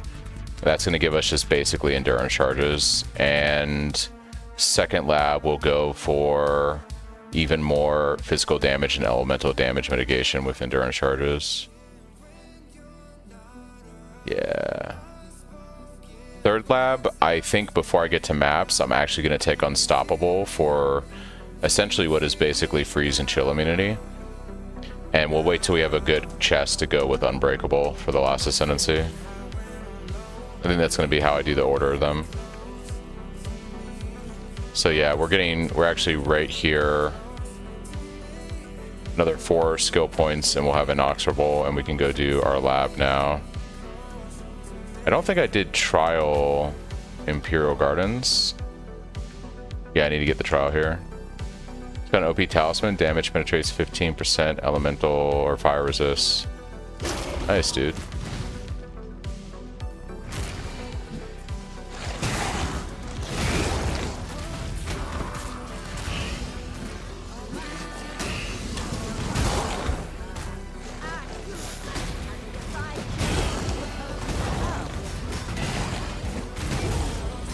That's kind of what I did. I kind of did the same thing singing. I was like, you know, everyone's like, play Earth Shatter. And I'm like, well, I'll probably end up playing Earth Shatter in the long run if this guy survives.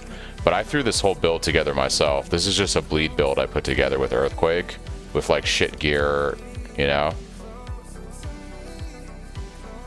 I just put the build together. I'm playing it. We'll see how it goes. One of my favorite old school things to do in PoE was bleed Earthquake. I used to play this like back in 3.10 or whatever. Like where he stands.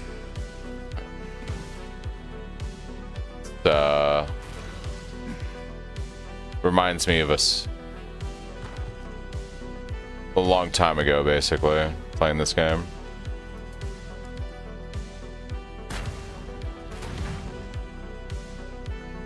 Oh, I don't need to do this. We already killed this guy. Alright, let's go do lab.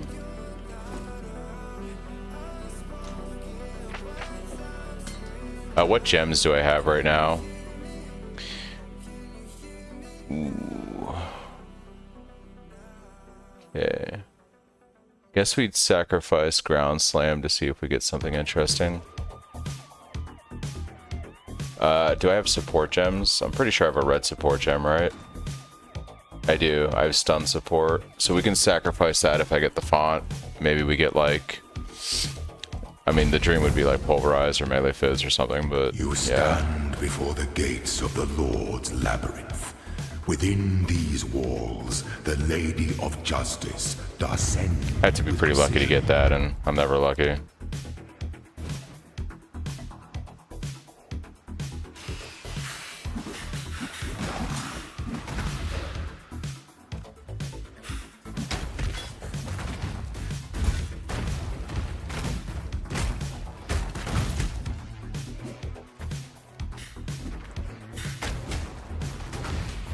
This is the boink build. Boink, you're dead. Boink, you're dead. Boink, you're dead.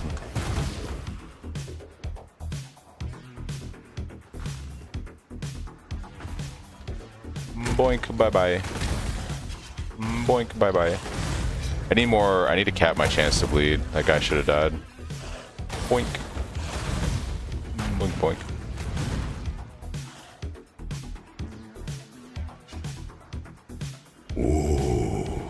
The weary traveler draws close to the end of the path. When one defiles the effigy, one defiles the Emperor.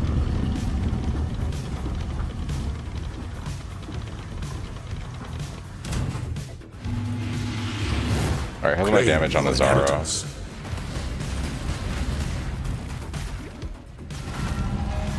Not that bad. Not that bad for Ruthless. Inexhaustible. Not that bad for Ruthless, guys. Those who stand should never outnumber those who kneel.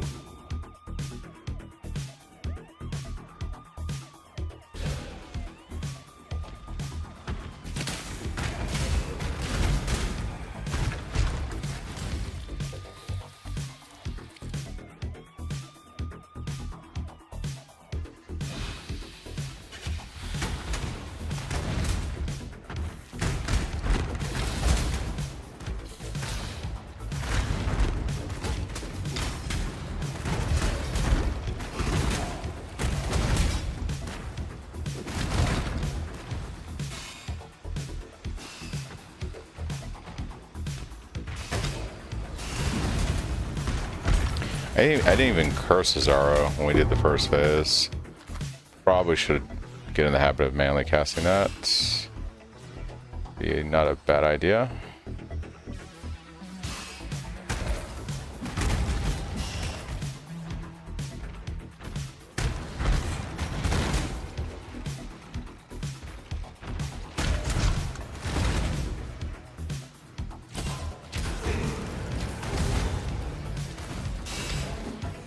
I think we actually want to go this way. I'm trying to remember. Nope, there's only one way. It's north.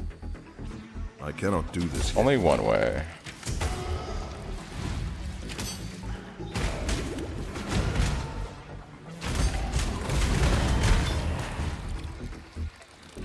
Oh, the staff's insane. Yeah, it's really good. It's like having real damage. Always spend your gold, guys. Always spend your gold. Shit, we got gold to spend. I need better boots. Is actually would be really nice. Like better movement speed boots with actually way more armor on them. And if I was Giga lucky, a life roll would be pretty crazy right now. Arena plate. Ooh, we might take this. Got a 4-link on there. Chaos Orb. I'm rich, guys.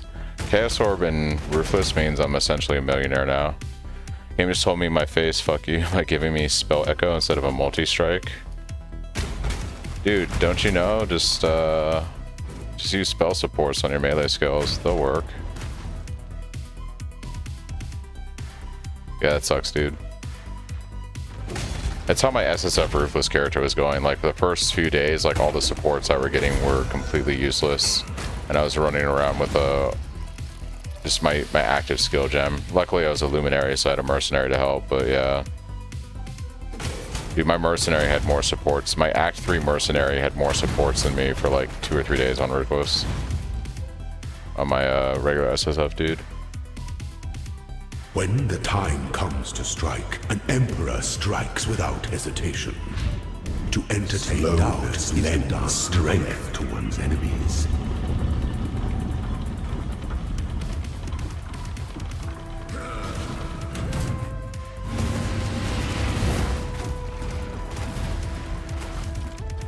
You are relentless. Such resilience. Wisdom is the offspring of suffering and time.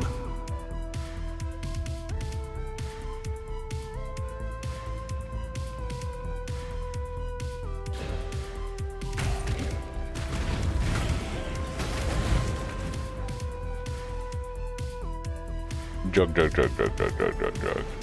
Jug, jug, jug, jug.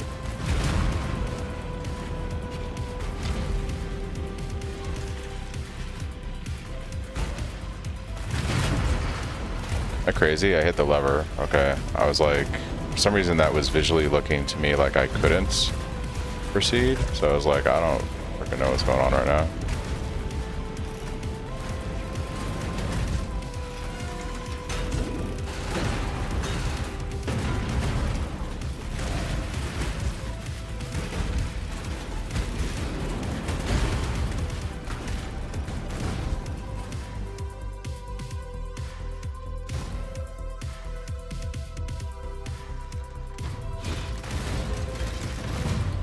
Oh, yeah, she's particularly bad, right? Because she's like Soul Eater and she just summons continuous minions.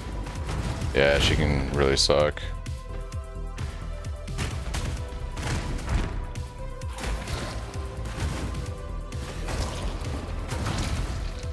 Yeah, she can be really stupid sometimes, especially if the map mods are like really bad. Yeah.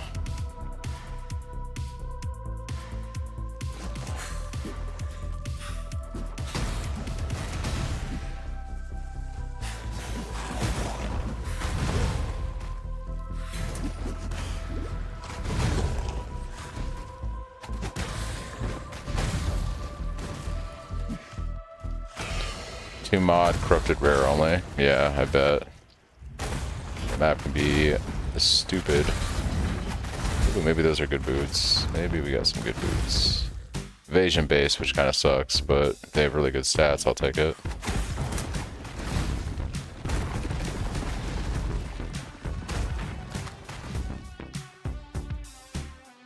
These are not the droids you're looking for.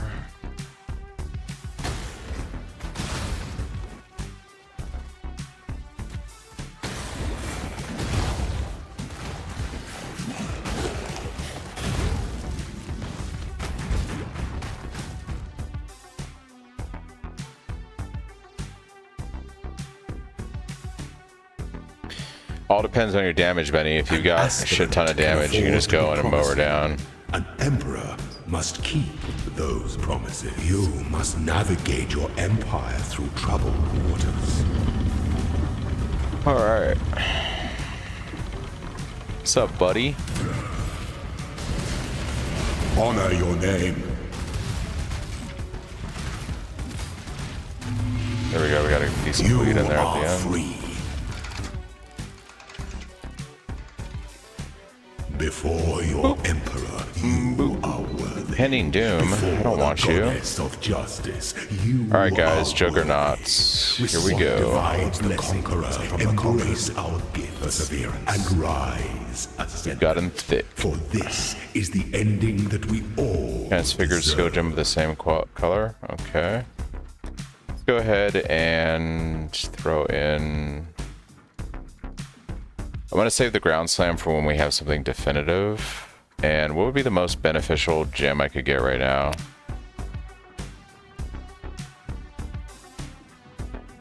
Someone's getting thick. I'm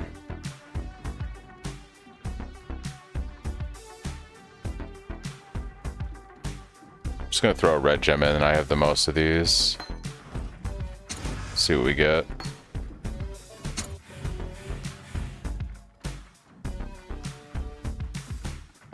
These all kind of suck.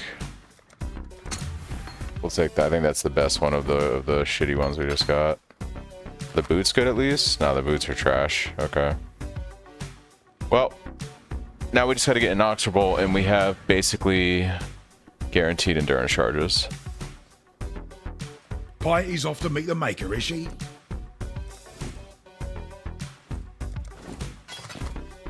I'm gonna vend, or I'm gonna gamble for boots. I think. See, look, the other people exist. Other people exist. I'm not the only one suffering.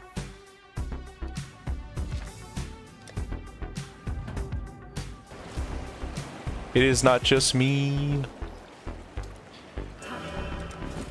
A Scion? Yeah, I wonder what they're playing. I wonder what they're playing, guys. 3 guesses. Alright, let's grab a... Maybe I'll get lucky and I can make a bleed flask. All flame. One of us. They're obviously doing Cyclone Luminary. Purger of corruption. Alright, give me good boots, game. 15% movement speed, triple res, and armor. I mean, it doesn't have life, but that's pretty good. The only problem is I need to replace something for a 3-link, so maybe gloves. Maybe gloves. Maybe gloves.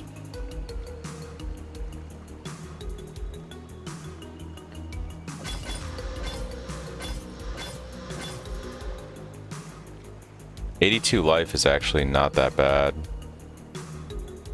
I'm not getting anything really else off those gloves, so maybe we keep these, and they're a 3-link. Wait, don't vendor the good boots. Don't vendor the good boots. We want these. Okay. Alright, so boots and gloves. Let's replace this and see what things look like. Okay, resistances are looking pretty good.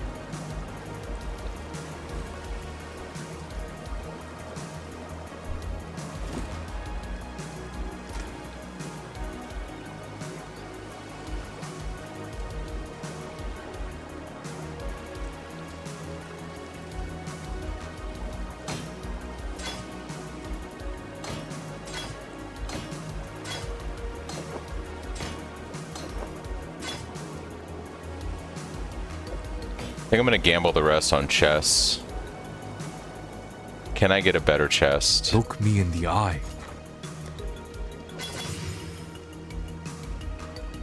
Ooh. More life. And more armor, but no resistance. I am really over on fire resist, so this would give me more fizz mitigation. But it would I still got a whole nother act to worry about getting my resistances a little bit higher, and we have like the ability to take cloth and chain, for instance. That's like 16 more resistances on top of this, which would get me pretty good for the nerf after Kitava. We'll take that. That's more armor. Makes me thicker, and it has some HP on it. All right. Actually, let's keep this gear for leveling in case something unfortunate happens to this character. We have these items still to resort to. And oh, we're gonna do all flame crafting for potential bleed flask. I guess my helm is probably the next worst item I have in terms of like just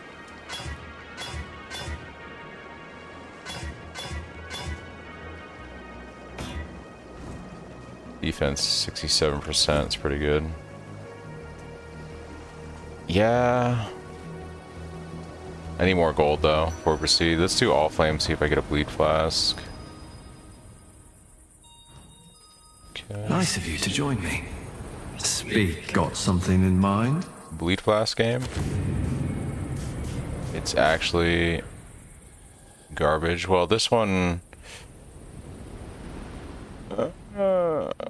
we could AUG it. Maybe we get lucky. Yeah.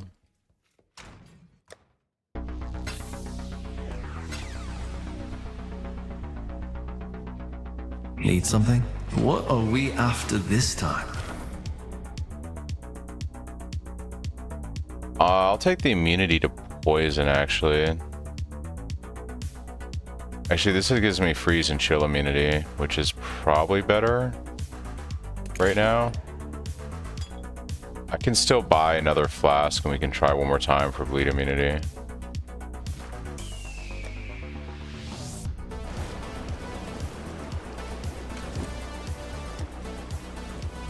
Yes? Yes? See ya.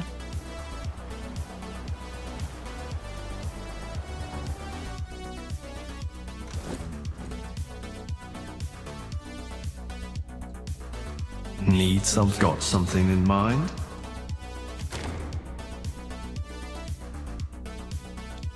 I mean, I guess I take the immunity to poison. That's something. We got poison immunity, chill and freeze. Yeah. I think that's it on my ability to buy any flasks. Oh no, I've got way more wisdom scrolls. Alright, let's buy one more and see what we get. What can we do for you?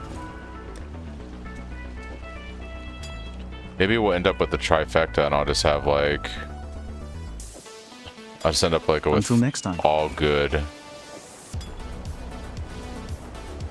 flasks.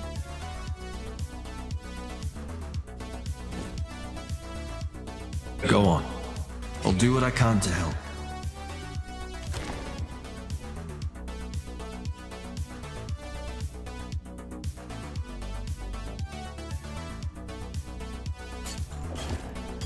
Hey Alright, there. guys. Will it Reckon give I me can rustle bleed? something up for your liking. 3 shots at a bleed. 3 shots at bleed. Damn. I'm gonna take... Ignite is the scariest to me. Alright, well, we have some immunity flasks. I guess that's something. Would have liked bleed. Bleed is terrifying. What I can do, actually, if you guys don't know about this, really helpful if you're playing bleed, there is a mastery that says moving while bleeding doesn't cause you to take extra damage. We're just going to take that until I have a bleed flask. Just remember that was a thing. That'll work. Alright. Doesn't matter if I get bleed now. Corrupted blood is unfortunate, but like bleed won't do anything to me. I am the Reso, the Sword King. It was here in the pits of Theopolis that I made my name, killing rabid dogs and wild boars before I could even be considered unarmed. In this, so glorious of arenas, I care nothing for your past, only your future. And for that, you will have to fight.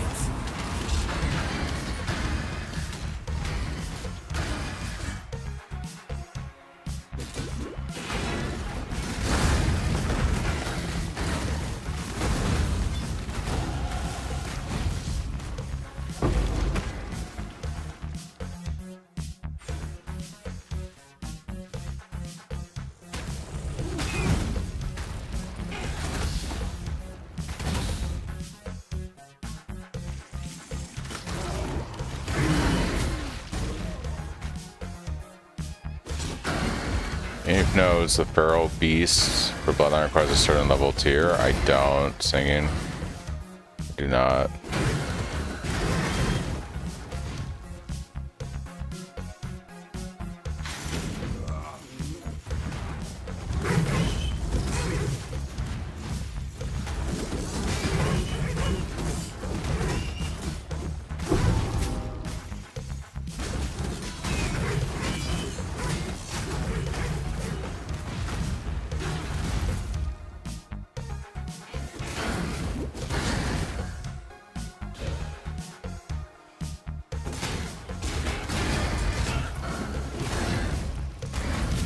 Yokohama.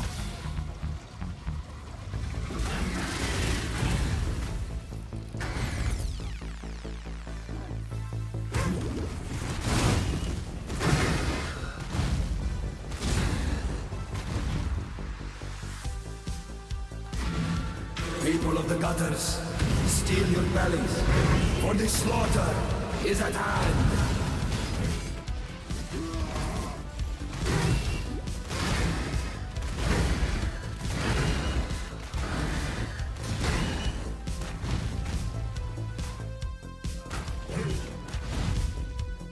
An adequate performance challenge, if a little messy.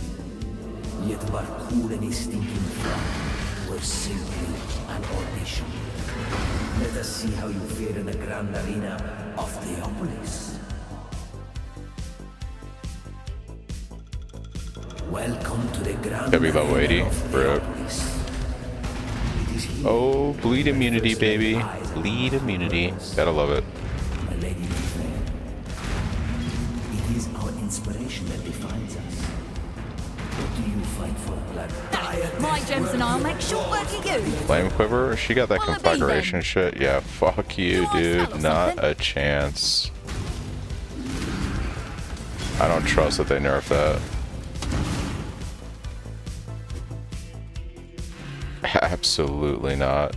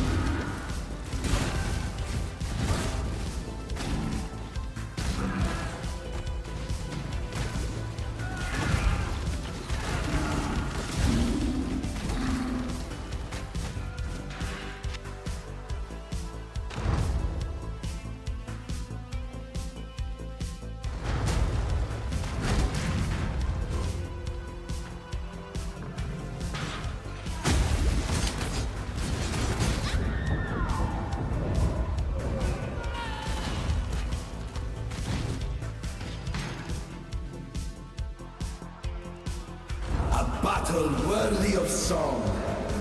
The way you fight reminds me of how it feels to be possessed with the ideal of victory. A king of swords is not enough to climb a crown, and his crown we shall see. For honor!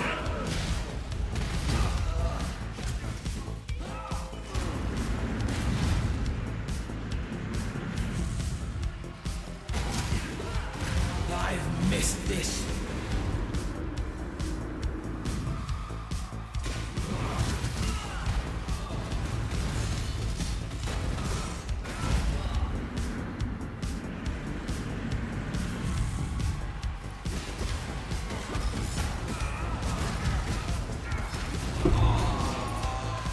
Boreathans.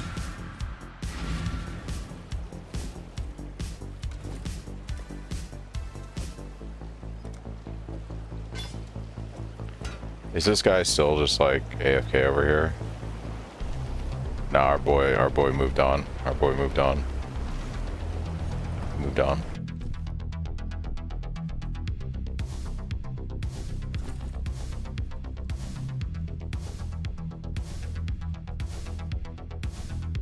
The ancestors would weep to see what Calm has created here.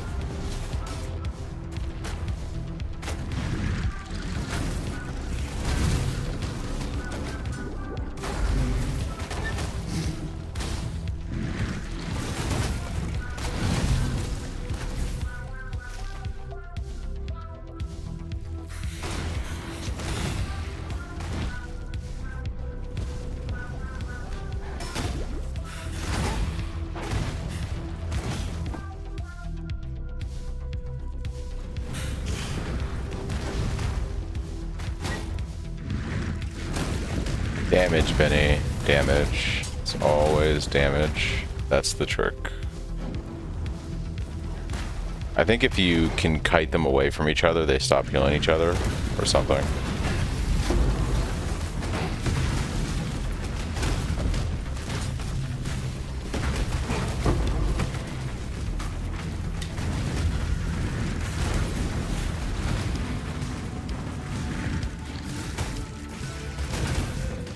Yeah, I've usually just gone in and blown them up. I think it just depends on your damage. Might have to wait to get map completion on that one if you can't kill them. Yeah. DPS check.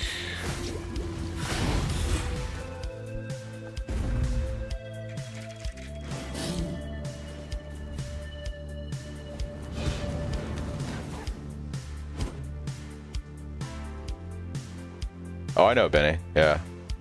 That's why I was telling you, like, when you were deciding to go Orabot for your Merc, I was like, yeah, I mean, I'm sure it'll be fine for mapping, but you're probably going to have a rough time on single target. Because, like, typically you should be able to go in and just blow up the Crystal Ore boss, but that's an example of, like, because you've made the transition early without all the scaling items, you're probably going to have single target issues till you can scale the Merc better. They need to like balance mercs better because you can't really be an aura bot for them. But maybe that's GGG's perspective, like in order to be able to AFK and just let a bot play the game for you, you do have to like invest a lot into it. So that might be their stance on it. Like, yeah, we'll give you a mercenary that just does everything, but you're gonna have to have a whole bunch of crazy shit to make, you know, make it build enabling.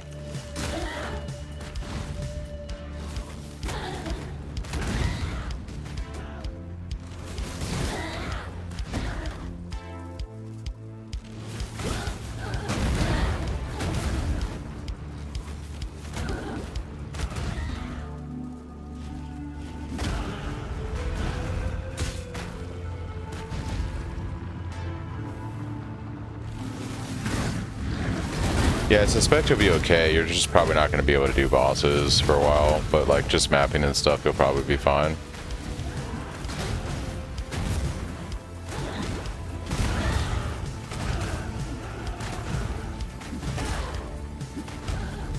Another fool for the date.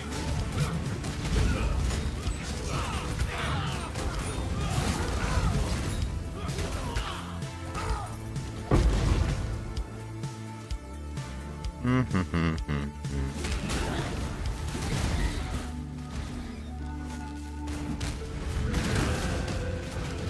threw in the, oh, you gave up on SSF Beast. You moved your character over to trade. Dude, after you farmed the boots for that long, you caved in after that? Come on, dude. You were already so far deep. Oh, you gave up on the character. What was the problem with it? Because I got my SSF Cyclone. Oh, you couldn't get the benchcraft to do staff. Yeah. I mean, have you been trying to focus on Betrayal to do Ren in the safe house for unique maps? Because that's pretty much like the best way to get it.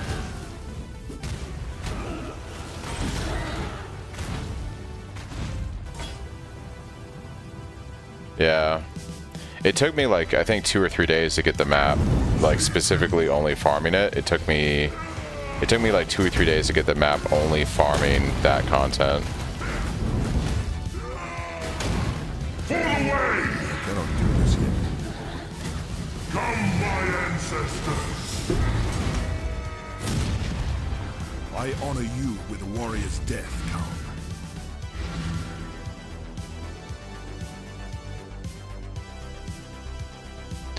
Yeah, it is annoying on SSF to deal with that for sure. I agree.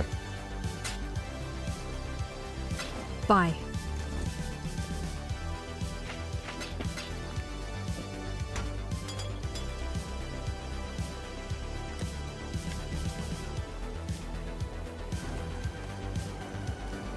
Yeah, it's annoying. I do not disagree with these sentiments.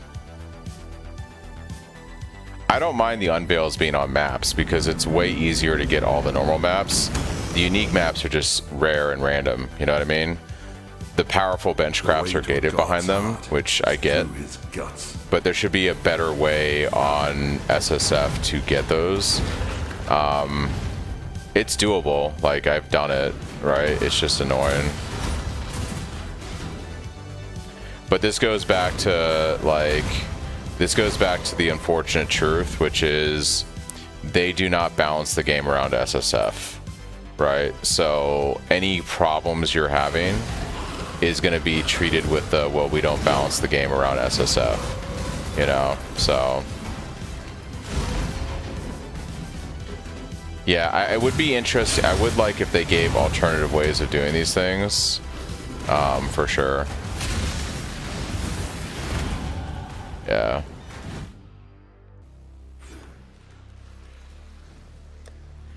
Would be nice if there was.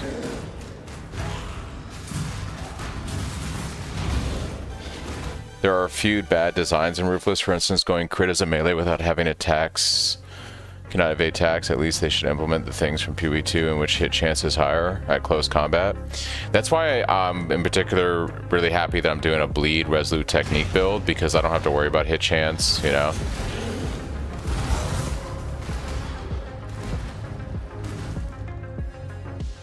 I think this will be pretty easy to scale in this game mode.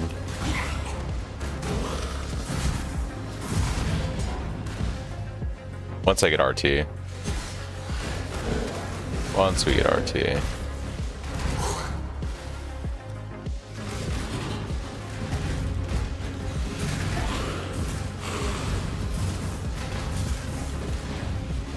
Isn't there like the Val thing in here? Because that would be pretty dope if I could get Val Corrupted Blood or Val Molten Shell. That would be crazy.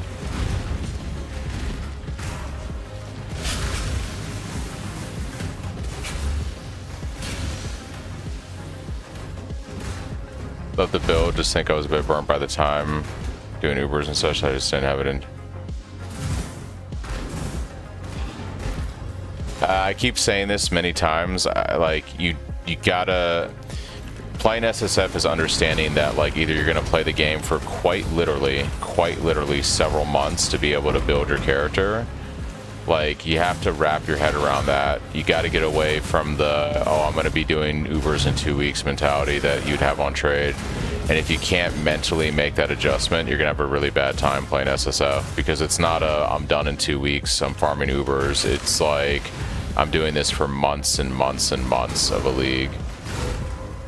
It is a dramatic different way of playing the game, because it doesn't take much grind to get the character online, whatever you're playing, but to min-max it and do all the meta crafting and everything that you would on any build, like, unless you're somebody who's as, like, the counter argument to all this is Ben can do it in a week, right? So there is something to be said that playing SSF, at least on softcore and not hardcore, it is completely doable to do everything you do in trade within a relative amount of the same time, but you have to be so efficient at the game, and you have to understand the complexity of all the different systems of the game and how to force the game to give you items and force the game to do things. It requires a mastery knowledge of the game to be able to achieve the same trade results in a relatively similar time frame. But it is doable, because you see several streamers play SSF, and within a week or two they have the same equivalent gear that you would have playing trade. It is understanding a mastery of the game knowledge that really makes you able to accomplish things in a much shorter time. Otherwise, you're quite literally just grinding aimlessly pure RNG for stuff, and it's very hard on SSF.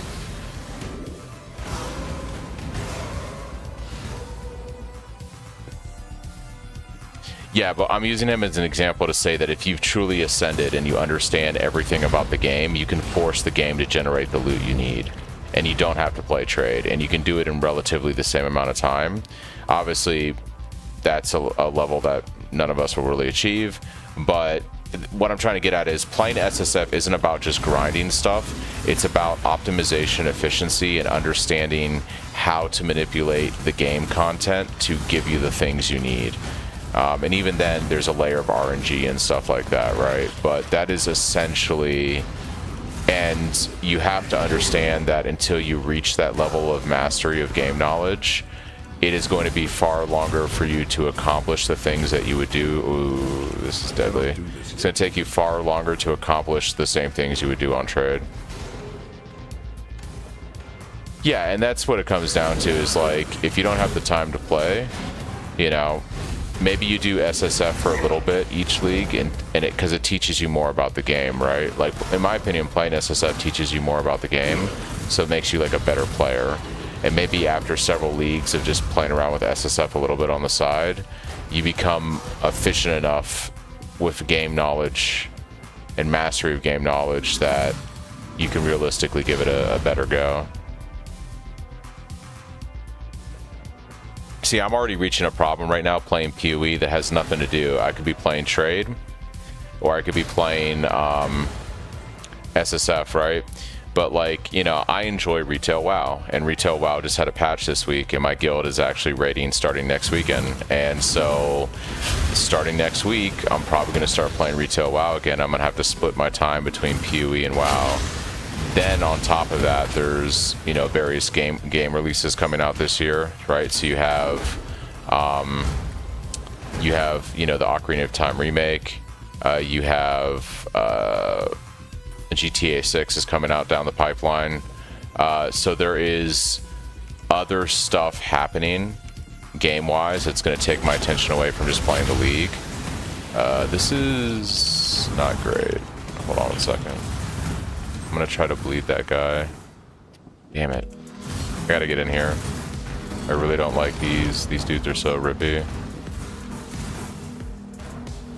I'm still gonna play PoE, but what I'll end up probably doing is splitting my time. I don't know if people are gonna be interested in watching me play WoW. Like, I'll stream it, I guess, next week, and if people don't really want to watch it, you know, maybe I'll stop streaming it. But I'll probably do my typical thing, which is I farm to 3,000 IO for the mount, and I do AOTC with my guild. I do that every season, basically. So I'll do it again for this one. I play Death Knight. I either play Frost or Unholy, depending on the meta and how I feel at any given time. You've done well, Brute, but let's not get above ourselves.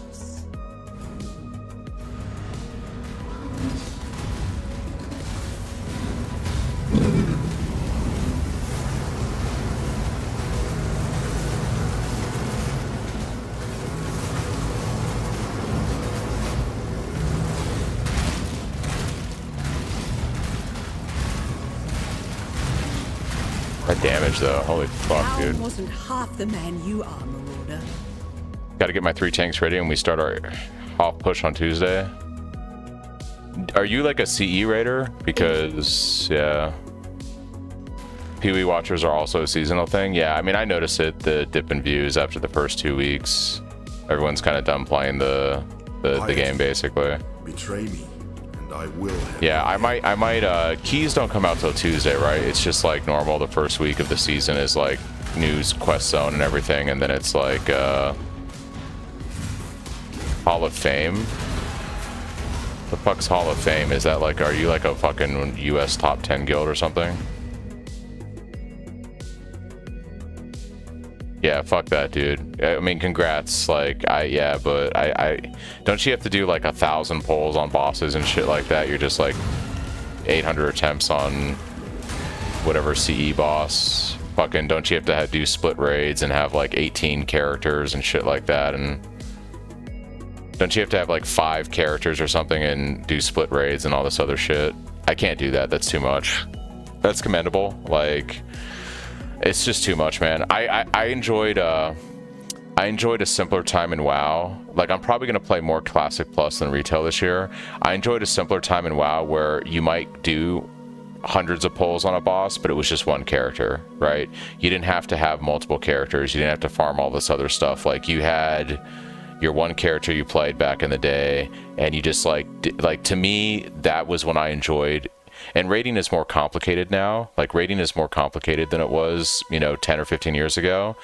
But at the same time, like, I enjoyed just the aspect of like, I am a rogue and this is what I'm playing this expansion, and like, you know, you might be raiding 3 or 4 nights a week doing hundreds of polls, but it was just on that one character, right? And once you got through like the initial you know, campaign of an expansion launch and stuff, there was like you could basically raid log. You just basically farmed up your raid materials and you just raided, you know, like it was simple, it was easy. It didn't require all this shit. You didn't have to do Mythic Plus and cap your vaults and have splits and multiple characters, and it's just way too much, man. Yeah, it's way too much now to be a CE raider with all the other shit that you have to do. Whereas back in the day, you could have been a top 200 raider and like you just raided. Like you just raided. That's it. You raided on your one character if you were DPS or tank or whatever, and you just did that 4 nights a week or whatever. And that was, and maybe you did lots of polls and this, but like, I don't enjoy that. Like to me, AOTC presents enough of a challenge that, you know, it's enough of a challenge like the first several weeks of a season, and after that it's like, yeah. If I didn't play PoE and all I played was World of Warcraft, it would be fine, right? But because I have to split my time between this game and WoW, and then potentially Classic Plus, and then GTA 6, Ocarina of Time remake, all this other stuff. There's just too many things in gaming that I want to do that I can't play WoW 100% anymore. And to be a CE raider is way more of a commitment than it ever was. But it's cool that you do that because that is an achievement. Like it is dedication and commitment and following through, and you know that is very cool shit. I just I wish you didn't have to do so much outside of raiding to be competitive as a raider in WoW. I wish you could just raid and be competitive like it used to be.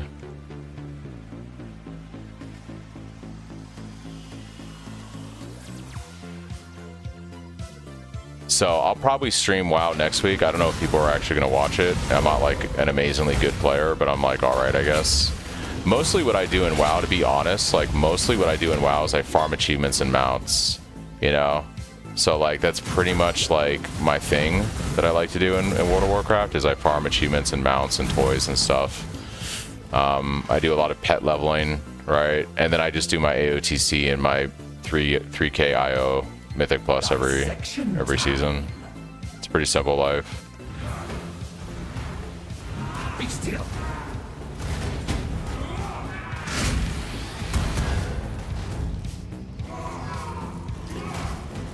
Be still. Because it made you into a wonder. Your sickness is ended. You usually stream your raid keys, yeah. Yeah, and don't get me wrong, Beast, like the first couple weeks I'm going to be doing keys, right? Like I'll work on IO and do all that kind of stuff, get my gear up. I'll be doing lots of normal raids, and then, you know, we'll eventually start doing heroics in my guild and stuff. So I'll stream all that stuff. But if I play WoW outside of that shit, it's usually just like, hey, I'm going to go farm these achievements. Like, what I honestly see happening is I'm probably gonna stream playing this character or something on PoE, and then when it's time for raid or doing some dungeons that I need to knock out for vault, I'll probably just swap over and do that. And then when I'm done with that, I'll probably come back and play this, you know. And eventually, as a few more weeks go by, I'll play less and less of PoE and probably more of WoW or other stuff, you know, as I get done with, you know, All Flame. I cannot do this yet.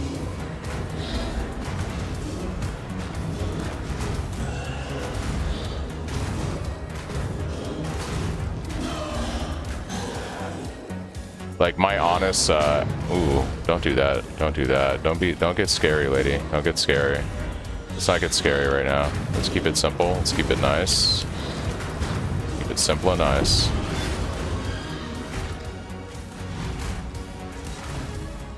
I guess that's fair if you push hard enough and you get it fast and you're done with the thing, right? That is fair. That is a fair point.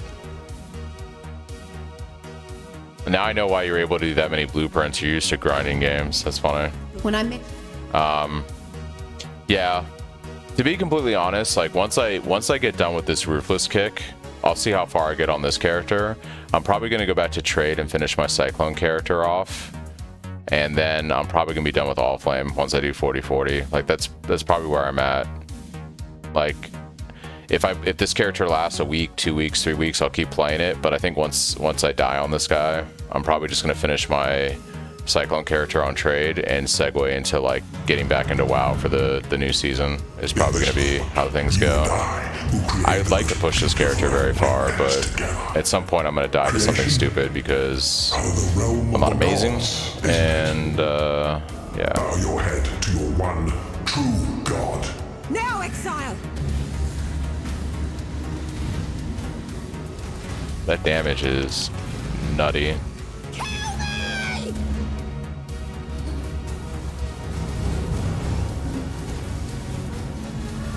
Fucking Ruthless, dude.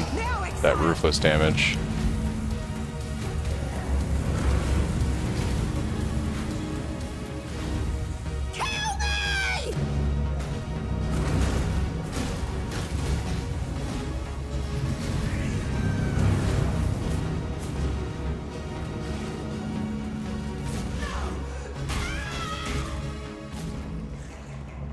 Yeah, the league has been fun, don't get me wrong, but yeah, there's just too many other games coming out in the next few months, you know. What it means to be Nightmare.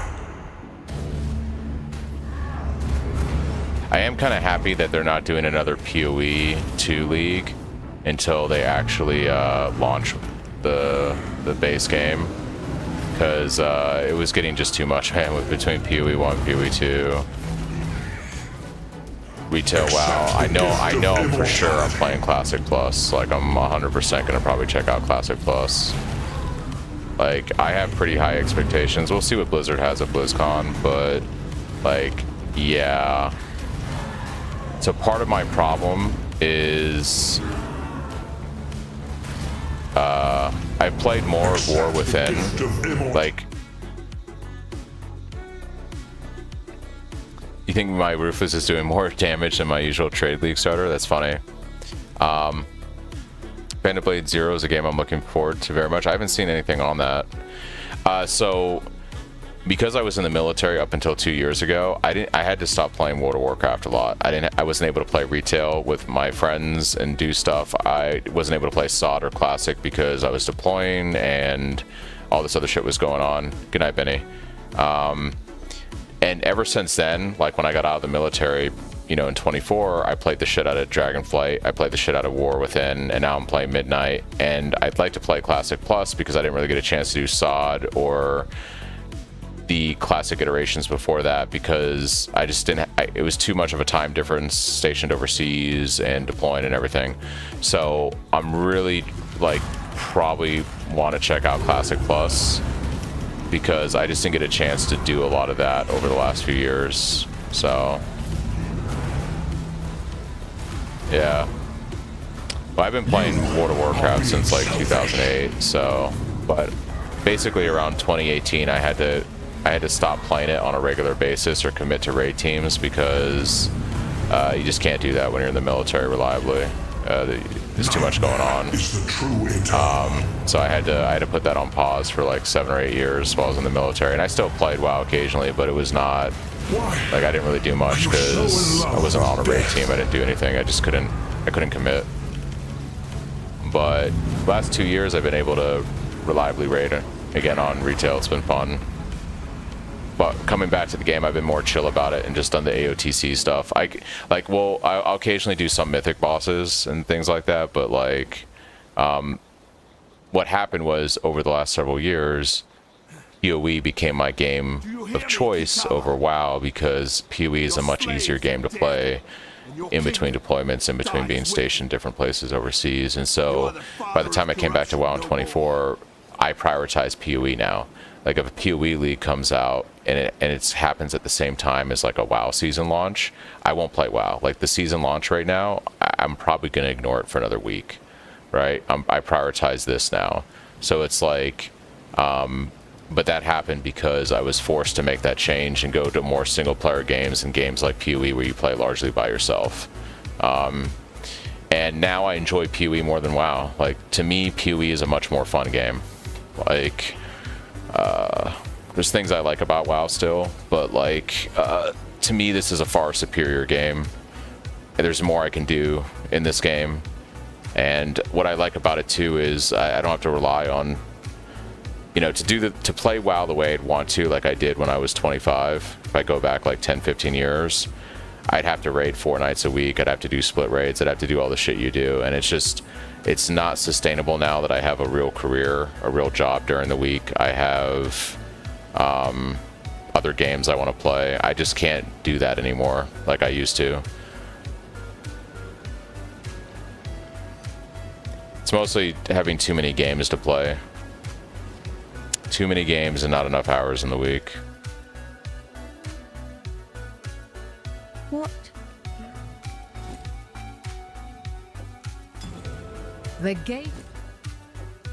I go where you are needed. Yeah, you know, and that's the thing is, like, with the job I have now, my job comes first no matter what, right? So if there's something that happens at work, it's way too important. I don't give a shit about video games, right? Now, if I can play a video game and balance work at the same time, obviously I will. But, like, with the career I have now, like, I don't give a fuck about a video game. Like, if something's going on at work and I need to be at work, like, video games don't matter. I'm fortunate that my job isn't that stressful, and so it's very easy usually for me to balance work-life stuff and have my cake and eat it too. But, like, there have been times where I wanted to take a Monday off for a league launch, and I've still gone into work because we had shit going on, and work's more important, you know? And I have the type of career now where I'm not gonna, like, prioritize a video game over my job. That's ridiculous. I have too good of a career now to do that. I'm not stocking shelves in a grocery store like I was when I was 22. It's a different life now.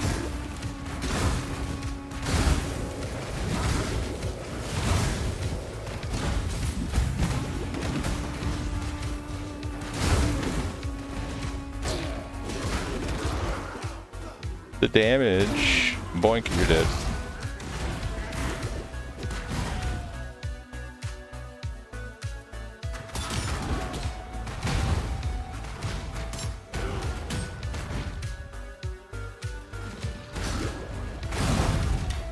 That's a huge part of it too, and that's why, Chris, like, being in an AOTC guild on retail is super chill, right? Because you don't have a lot of that bullshit. Like, people just show up and raid, and like eventually you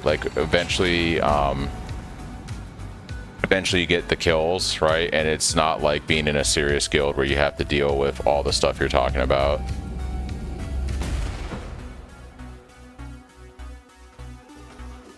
Yeah, being a tax account would be interesting with the crazy tax season.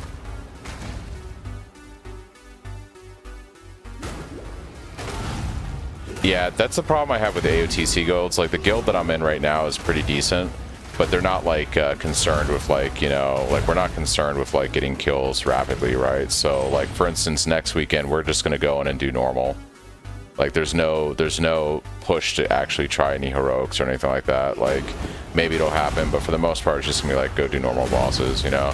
Like, most of the AOTC guilds I've been in the last 2 years, the few of them I've been in, are super chill, and it's more about, like, eventually we'll get AOTC during the season, but it's not like, you know, we need to have it the first 4 weeks or something. Like, it's pretty laid back, and, you know, we try to treat it seriously on polls and stuff, but it's like, at the same time, like, it's super chill.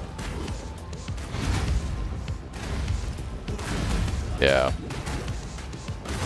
But the biggest problem I have with CE or being like a mythic raider is it's just too much stuff you have to do outside of raiding, right? So I can't just raid log like I did back in the day. I have to maximize my vaults, and that's just like after I've, you know, several weeks into the season. But like at the beginning of a season, you got to level all your characters in terms of gear. You got to fix all their gear.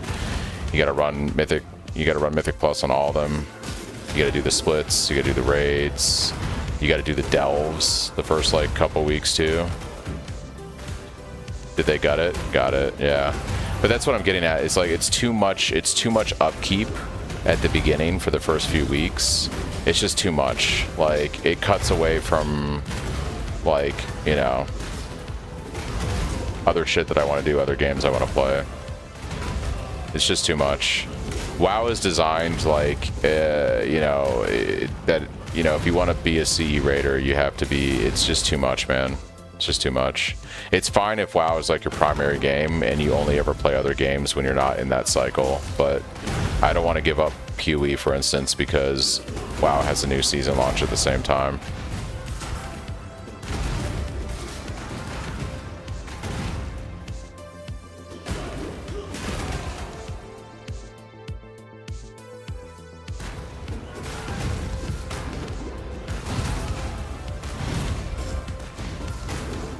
Yeah.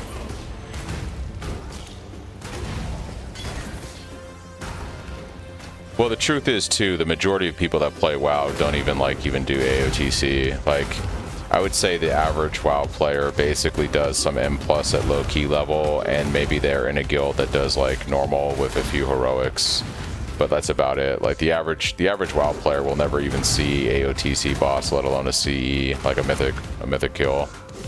And when I say the average WoW player, I'm probably saying like 93% of WoW players. Like, yeah, it's like an astronomical amount of players don't even do AOTC.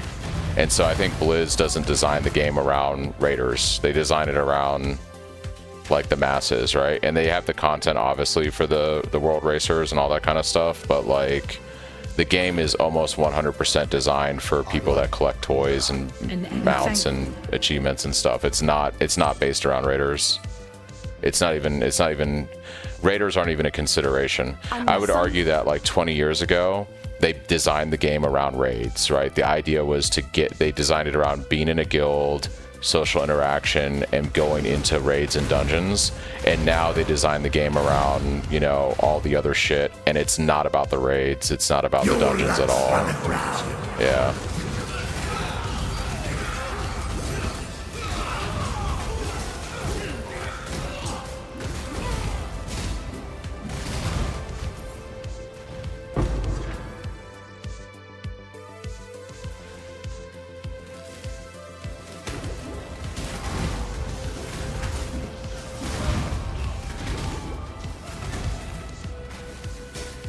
And then the other annoying thing, I don't know if your guild does this, but I have a friend that was like a mythic raider for a long time in retail the last several years.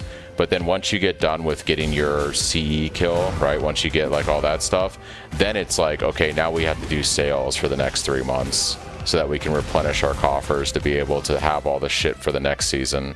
So like a lot of these CE raiders that I've talked to, including a close friend of mine, it's like they grind it out for like the 7 or 8 weeks, and then they're spending the next 2 months just doing endless sales. So whenever like they get a ping in Discord to do a sale, it's like, oh, okay, I have to stop whatever I'm doing because I'm still playing WoW. I have to go do sales basically. And I'm like, all right, so you're never actually free of mythic, because then people are paying you gold so you can do carries and shit. And they basically get brute forced into that by their guild leadership, because it's like, hey, we need the money so that way we're ready for the next season. So it's just this endless fucking cycle. Like,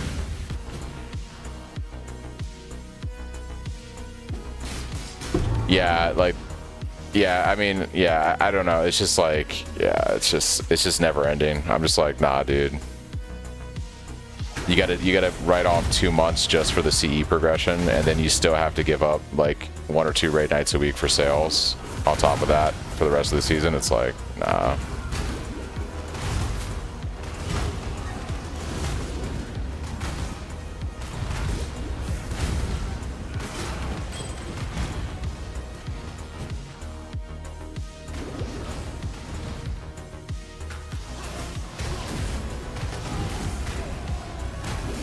Yeah, like I said, it's fine if WoW is your primary game of choice, which it is obviously for CE raiders. If that's your primary game of choice, it's obviously fine. There's nothing wrong with it. The problem is for someone like me, I have too many other things I want to do throughout a WoW season that I just can't commit to CE rating. It's you have to basically forsake everything else. You have to forsake your personal life. You have to forsake, you know, any games you want to play, especially the first 2 months, right? Like especially the first 4 to 6 weeks, you have to give up everything, you know? You can't do anything. You can't play any other games. Most of these guys take vacation time.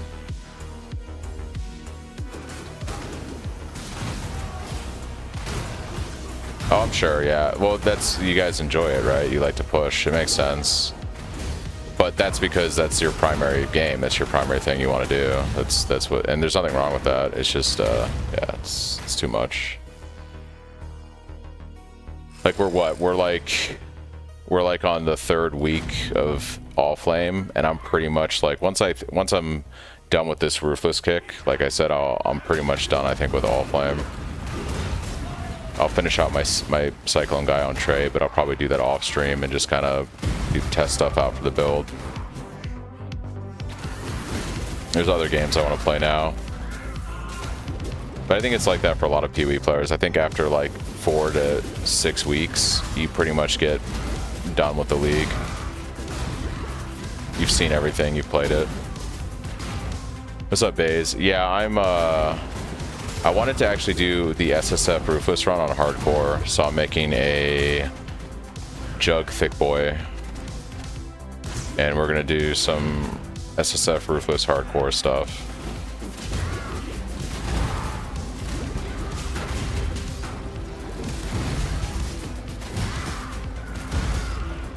Yeah, I might have to watch your streams, Beast, when you do some raids and dungeons.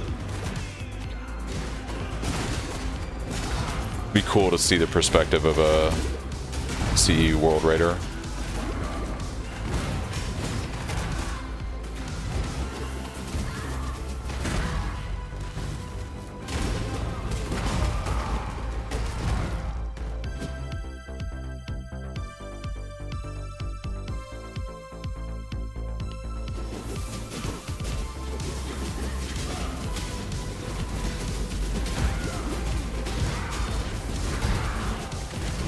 We were just talking about that base. Like, it's definitely you know, not the entire season, but like I would say that like the first 2 months for sure, it's like all you're doing, and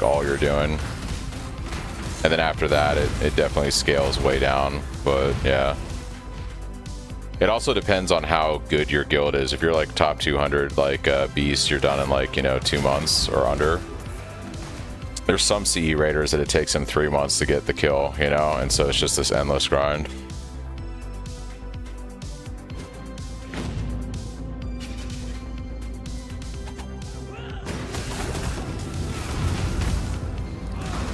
Yeah, I think my buddy, he was in a guild that on average it took like 3 months for them to get the kill. Like 3-ish months. So like, yeah, dude, it's like 12 weeks of just splits and fucking constant M+, like constant M+, and just like endless fucking pulls, like endless pulls on those last few bosses for like weeks and weeks and weeks. And so like, yeah, that's why I'm just like, it's just too much. Like, if you're skilled enough like you to be in one of those top guilds and finish it in like 6 weeks or something, sure, you know, that's great. But I would argue of that 0.5% that gets CE, the majority of that 0.5% probably take 3+ months, right? It's not, you know, it's, I would say the minority is the you guys that finish in like 4 to 6 weeks or even under 2 months, right? There's a lot of those CE guilds that are working on it 3 months, 4 months into a season.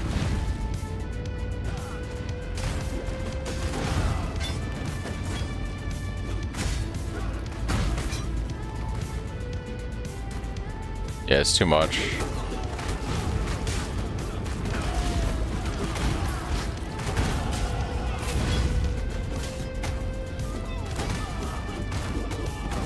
Yeah, it's too much, man. I got too much other games to play to do that shit. No, thank you. No, thank you.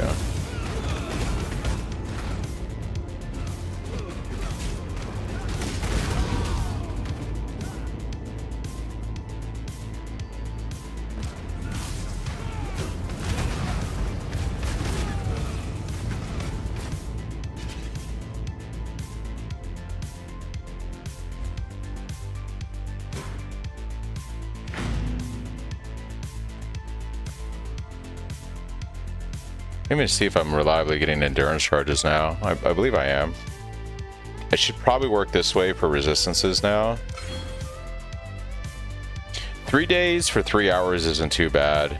I think my sweet spot now in life is the guild I'm in, obviously that AOTC life. We do 2 nights a week for 3 hours, and I'm pretty happy with that. And it's also Friday, Saturday night, and because I'm not like, you know, I don't go out and do shit on the weekend, it's perfect for me. Like Friday, Saturday night's the perfect raid nights because during the week I really don't want to be committed to anything because, like, you know, I get up super early for work, you know, so doing like my WoW raids on a Friday, Saturday night is like perfect because it's like I, you know, don't have anything to do Saturday or Sunday morning. So I can just kind of chill, unwind. A lot of times I'll even take a nap after work on Friday before I do the Friday raid. So that's the sweet spot for me. I would hate raiding during the middle of the week.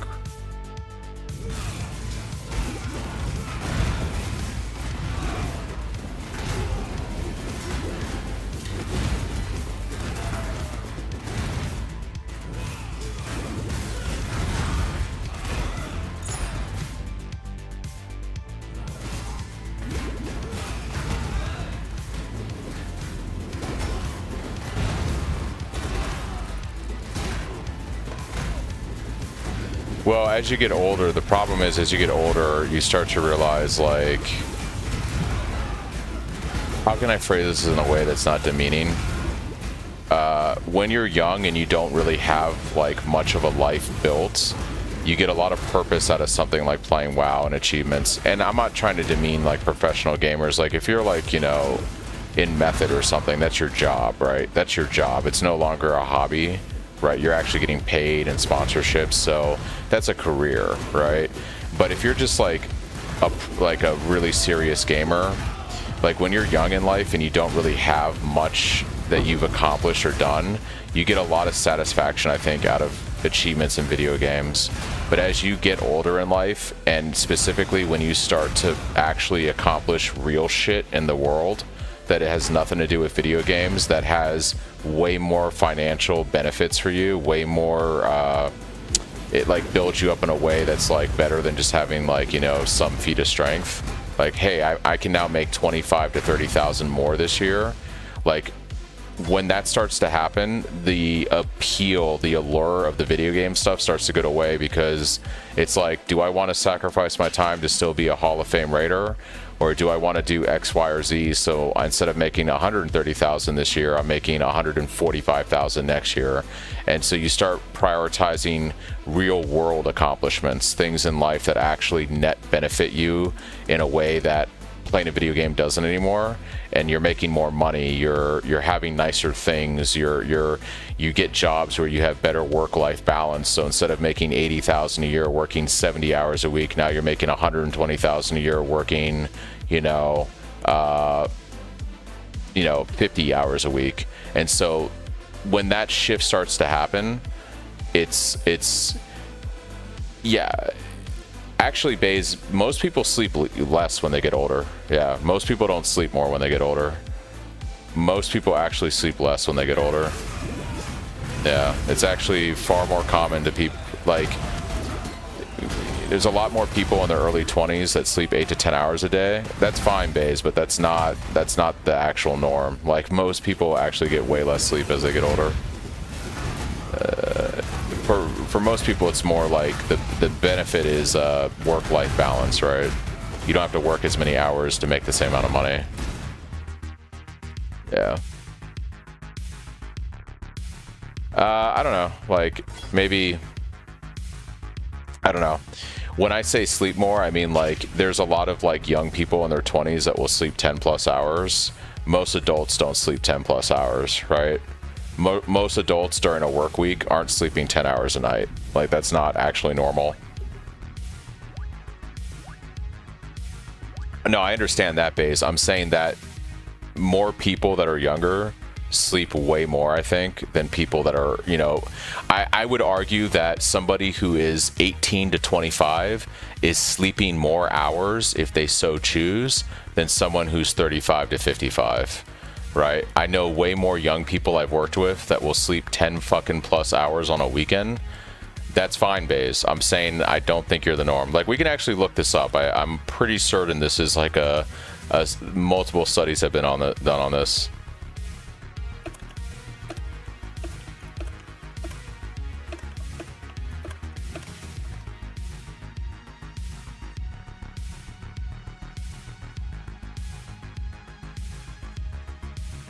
Yeah, I mean, I can just pull up like tons of articles on it, but it's like, and the reason why this is because as you get older and you have an actual career, you are sleeping less. You're sleeping less because you are the predominant workforce, right? And I don't want to demean any young people, but like nobody cares about 20-year-olds, right? They are not what the economy is based around. A 20-year-old does not produce any real value for the world, right? A 20-year-old does not provide any real skill set.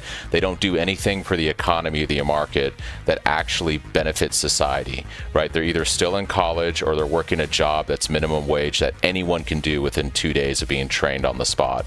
They are not important to the economy. They don't actually fuel anything, right? The actual workforce that has a professional skill set, that has developed skills over the last like 10, 15 years of working, that usually has positions that, you know, are more demanding, more technically demanding, academically demanding, whatever it might be, is the 35 to 55 bracket, right? They drive the economy.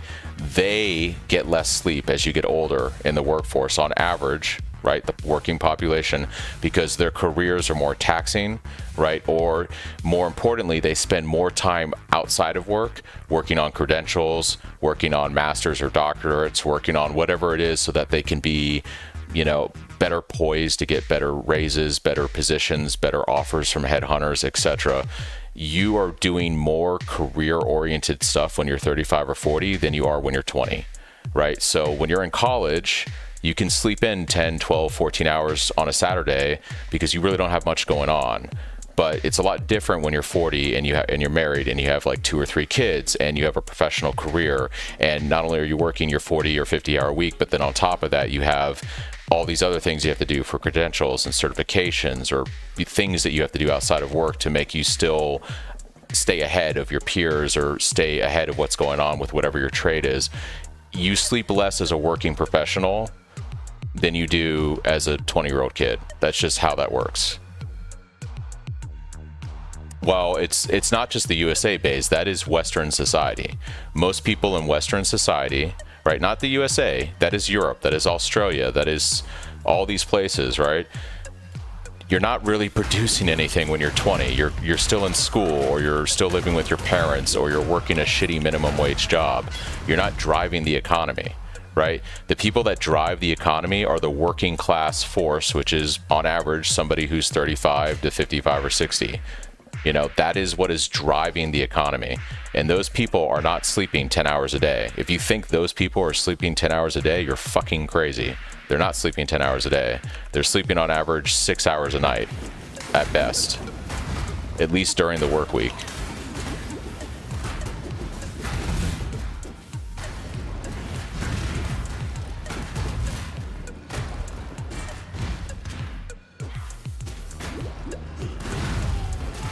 And it's not about them doing jack shit bays, it's just how society is structured. Most people at 21 aren't married, right? They don't have multiple kids yet. They don't have a serious job that they have to sink their own personal time into outside of the workplace to you know, stay relevant and stay competitive, right? They have a simpler life. Their job is to study in school, or they're still living with their parents working a shit job or whatever, but they're not married, they don't have kids. That's not the average anymore in our societies. Right, it's not 1960 when you were out of the house at 18 and you had 2 kids by the time you were 20. Like, that's not what it is anymore. And so, yeah. Well, those are 2 different arguments, Baze. If you're saying that you could do more with less sleep at 20, that's fine. I think everybody can do more at 20 with less sleep. But that is a different conversation than how much sleep are people actually getting in their 30s or 40s, right? Those are 2 different things. I can say over here, right? I can say over here, everyone is able to function on less sleep when they're 20. I used to do the same thing. I can also say over here that in your 30s and 40s, nah, that's what you meant to say, but what you said was like people sleep more, like, or you sleep more. And maybe you do, right? And, you know, but I think the average working person in their 30s or 40s is getting way less sleep than they did when they were 20. You know, they had no responsibilities and they were just kind of still figuring shit out.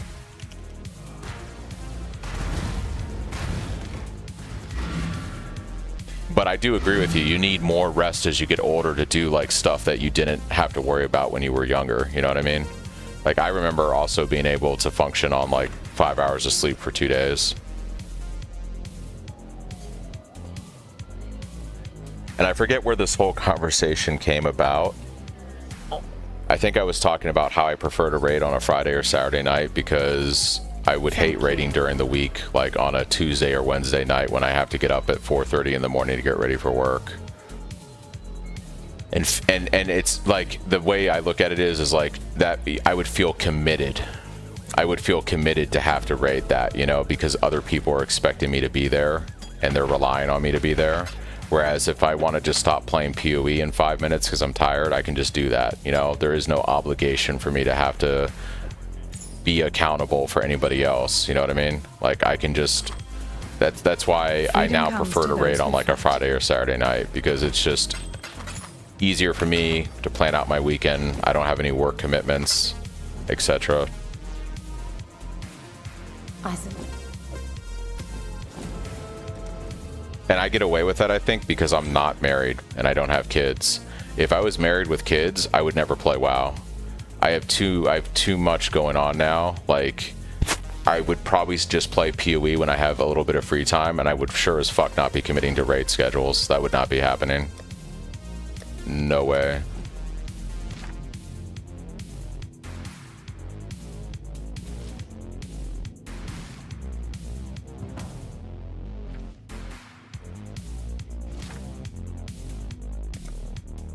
Speaking of which, this might be where I call it tonight. It's almost 9 o'clock, and I do have one more day of work for the week. We actually made pretty decent progress today, even though we were in Act 2 when I started. We're almost done with Act 5. It's slower on Ruthless, but I did get an insane weapon. We did get an extra support gem, which is pretty crazy. And I think I'm in a good place for the Kitava nerf, yeah. So I'm going to take these 2 skill points next. That'll give me 16 resistance. So I'll be capped after I get the 30% nerf going into Act 6. So I think I'm in a pretty good place gear-wise. I'm just going to grind out 2 levels in this zone and then go do Kitava. Probably that's how I'll start tomorrow. And then, speaking of needing sleep bays, it's funny, we were just talking about that. I said this earlier before you came in. I'm actually going to take a nap after work tomorrow, and then I'll be able to stream a lot later tomorrow night. I don't do that during the week, because if I was to take a nap and then stream like today, for instance, I'd be up all night and I'd fuck me up for work tomorrow. But I can do it on a Friday because I don't have anything to do on Saturday. So, yeah. Oh yeah, dude. Maybe I'll even poke around with a little bit of WoW. I was planning to do it like this weekend, maybe just like check out the new zone or whatever they got going on before everything kicks off on Tuesday. But I haven't actually logged into fucking retail WoW in like, I don't know, 4 weeks or something, 6 weeks. We gotta lock in, yeah. So I would like to get this guy to maps tomorrow if I don't die. I think that would be pretty cool. I would like to get this guy to maps tomorrow. So we shall see. I think the second half of the campaign is actually going to go a lot easier, because I basically have like the basis of the build going at this point, whereas it's more of a slog the first act or 2. Oh, I'm West Coast 2 Beast, but I like to end my stream around this time because I'll go watch TV for an hour. If I'm lucky, I'll go to bed around 10 or 10:30, and then I'll be up around 4:30 for work tomorrow morning. Are you like Cali? I live in Las Vegas, so I'm on Pacific time.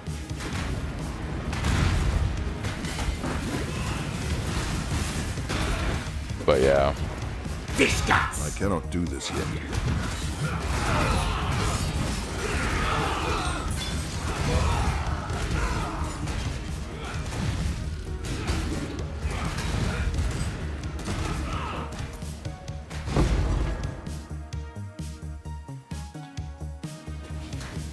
It's got to be expensive, dude.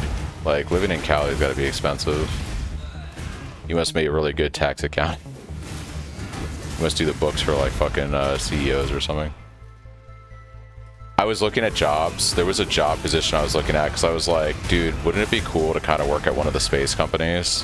Like, to me, one of the coolest things is that we're probably going to see humans on Mars in the next like 10 or 20 years, right? Like, that is going to happen in our lifetime.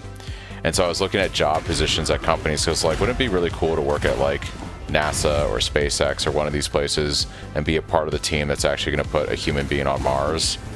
And I was looking at the cost of living, and for what I make right now, to live in California and have the same purchasing power, I would have to make around $200,000 based like on what I make now living in Las Vegas.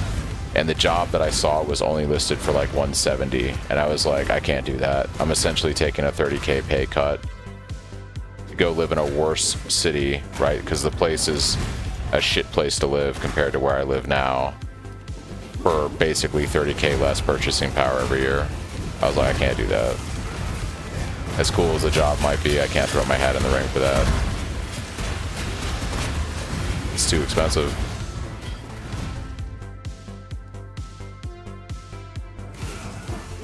Trying to jump jogs next week, yeah.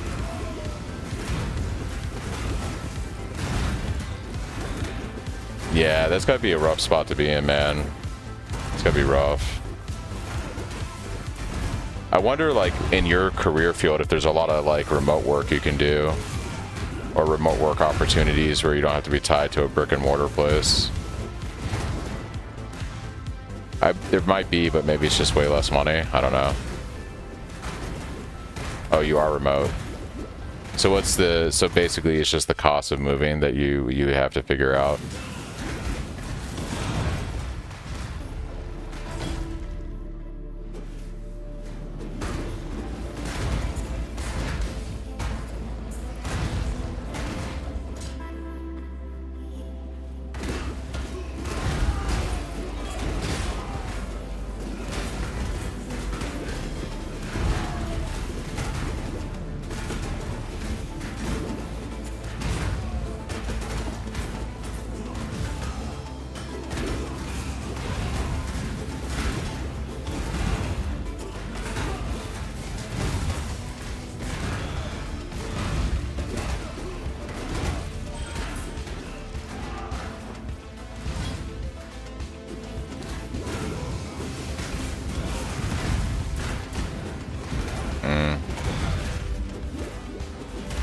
Well, I can tell you what I've done in life, which is probably not the right answer, but it worked for me. I sold everything I owned, like literally sold everything I owned, liquidated the money for the move, and I just fucking sent it and went to a new place. You know, so you just sell everything, you basically get in your car with the few possessions you have left, and you drive to a place you want to live, and then you just sign the lease at a new place, and you build your life over again. And maybe you're sleeping on like a $150 mattress you bought from Amazon for a few weeks until you start saving up money to get new furniture for the new place. But you basically just sell literally everything, get in your car with a suitcase of clothes, and you're like, okay, I'm gonna drive 3 days across the country and go live over here, and I'll just find an apartment complex, sign a lease, put down first and last month rent, fucking start over. And because you have a remote job, you just keep working. You just keep working during that time. You know, go get a room at a nice, you know, motel or something. Drive 8 hours every day, get a room at a motel. You know, or drive a little bit every day and work out of coffee shops or something. This is where, like, I'm probably a sociopath. Yeah, see, I rehomed my dog when I went into the military, for instance. I found a nice place, and I was like, I set everything up. I hated doing it, but I was like, I can't take the dog with me, you know? Like, sometimes in life, you hate to hear this, and this is gonna sound maybe like old school of me, but especially as a man, you cut ties and you do what you have to do. If you have to rehome the dog or do something, you rehome the dog. If you have to look at your family and say, I love you guys, but the better opportunity's over here, you move to the better opportunity. I think a lot of times in life, people get too hung up on that other stuff, but like that's how you make success in life. Like you can't stay in the same situation and you can't stay in the same situation and manifest change and success if you're not in a situation to manifest change and success, you know? And, you know, when I joined the military, I left behind a career that was $80,000 a year. I was working a ton of hours, but I was making almost six figures, and this was back in like 2016, which was really good money back then. And I had a dog, and I lived near my family and stuff. And within 6 months, I quit the job. I rehomed the dog. I sold every possession I had, and I basically was homeless. And I went into the military. And within several years, I built my life back up. But like, now that's an extreme change. But out of that, I got my bachelor's degree. I got years of experience and certifications in the industry I work in. All the contacts I made at the federal level, like I had a plan for everything I was doing. But like sometimes in life, if you're not in a good situation and it's not working, you have to make really hard choices. And if you're not married, especially, and you don't have kids, now's the time to do it. Make the change, cut the ties, do what you have to do, and fix things now. Put the fucking video games away, right? I stopped playing WoW, right? You put the shit away and you fix your life and you accentuate change. And then later, you know, now I'm making well over six figures. I don't work more than 40 hours a week. I basically decide when I go to work within a time frame, unless we have commitments, and then I'm a team player. But like, to get to these positions, you have to sacrifice. And it's not sacrificing for a month or 2 months. It's making real fucking life changes that might take years to manifest the result. But that is how you generate success in life. You prioritize real shit over the stuff that you prioritize what you have to do over what you want to do. And sometimes it means you're not going to play WoW, and sometimes it means like you're not going to be near your family for a few years. But you put yourself, it's not just about luck, it's about putting yourself in the right place for when that right time comes, or stacking the deck in your favor. And that might mean, you know, hard choices. But a lot of times people will say, well, I don't want to live away from my family, or I don't want to give up this thing or that thing. And then it just, you know, 5 years go by and they're still kind of making the same money, but inflation, the economy has surpassed them, or, you know, they didn't seize the right opportunities because they prioritized the short-term stuff over the long-term stuff, or they wanted to have their cake and eat it too and just play video games all day, you know? That's why I'm getting this new job, and it's going to be moving into a six-figure job where I'm probably going to have to decide some things for sure. Yeah, it's, you know, a lot of times people complain that they can't have the nice things in life, but they don't want to give up their pleasurable, instant gratification, short-term stuff to do the hard work to then succeed, right? A lot of people look at the success that people have in life and they're like, oh, why does this person get to have all this nice stuff and I have nothing? And there is nepotism. There are cases where like you have generational wealth, or you have people that come into stuff without having earned it. But usually most people that are like, you know, came from, you know, poverty, or they came from like, you know, lower middle class, and they succeeded in life and whatever they did, whether it's, you know, whatever, they at some point had to stop doing the things they wanted to do, and they had to put themselves in extremely uncomfortable positions, extremely out of their boundary, right, to be able to break through to the next tier, right? Social mobility doesn't come about because you're just sitting around. You have to actually make that mobility happen, if that makes sense.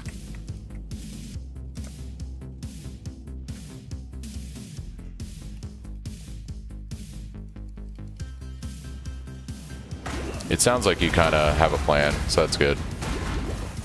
But yeah, I do. I live my life to the extremes.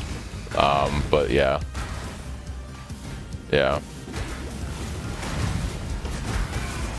I guess I'm fortunate where I've always been wired to, like, it is very easy for me to make an extreme decision and commit to it. And like, if that means I have to like give up everything I have right now to roll the dice on something better, I can 100% do that and have no hesitation. Yeah, see, Baze is an example, you know. We've talked about how you came here and did everything you did. I cannot do this yet. Yeah, it's just you know.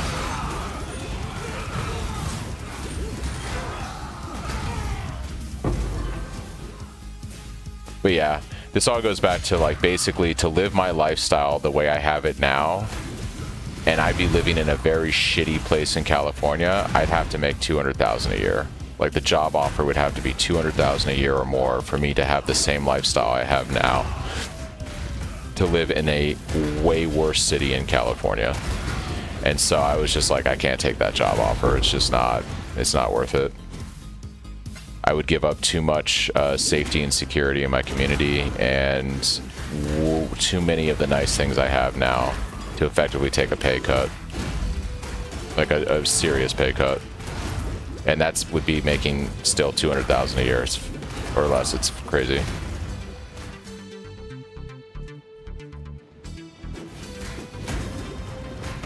I'm good with cold turkey changes in life. I'm just not very ambitious. I don't make a lot, but have an extremely relaxed life. Yeah, I think Chris, it's like, I think it's there's ambition, and there's also like realizing that maybe you have to make a drastic change to like get yourself out of a situation that just isn't going anywhere, right? If you're content where you are in life, then you're good. You don't have to worry about that. But if you don't feel content in life and you feel like you need to, you know, break out, then that's where I think the extreme decision can be very useful. But if like you're like everyone also has like a different level of comfortability, right? Like some people are very comfortable with one lifestyle, and other people have to have like a very extreme high level. Like for instance, like there's some people that have to be like, you know, living on Wall Street, making millions of dollars, working 80-hour weeks, living that lifestyle of grind and, you know, country clubs and all this other shit, and all that kind of like they thrive off of that world, right? And then there's other people like myself who are like, yeah, no, I just want to, you know, work 40 hours a week and play video games at home. I don't want to do any of that shit. I don't need to be making millions of dollars. I don't care about that. I don't need to have a $100,000 car. Like, you know, everyone has a different level in life where they feel like they've made it, you know, and that largely drives your ambition and all that kind of stuff. Yeah. I think the best way to describe it for me, Beast, is once I made enough money that I didn't have to worry about paying my bills every month, right? Like I no longer look at my bank account and wonder how I'm going to pay rent, how I'm going to pay my car payment, how I'm going to pay if I go out to eat food. I don't think like when I go out, I eat out every single day. I eat lunch out every single day for work. Every single day. Sometimes I get food out for dinner. I never have to check my bank account and wonder if I have money to do that. That's where I feel comfortable now in life, right? Like I don't have to actually think about what I have in my bank account, in my checking account, if I'm gonna go like, oh, we want to go to lunch here today. It's like, let me check to make sure I've got enough money for the week. I don't live that kind of life anymore. That's where I wanted to get to, and now that I'm here, that's like, I'm good, you know?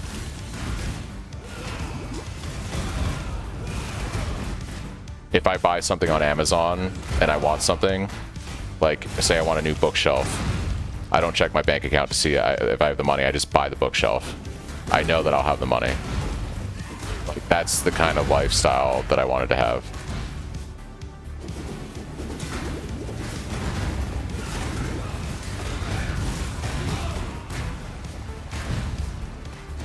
Exactly. And that to me was like my idea of making it Beast. Once I got there, I was like, yeah, no, this is good. Like, I know I was talking with guys at work today, for instance, and they were like, man, you know, if you know, like one of them is leaving because they got a job offer for 20K more, and you know, one guy was like, yeah, if I get an offer for like 15K more, I'd jump ship and go work for that company.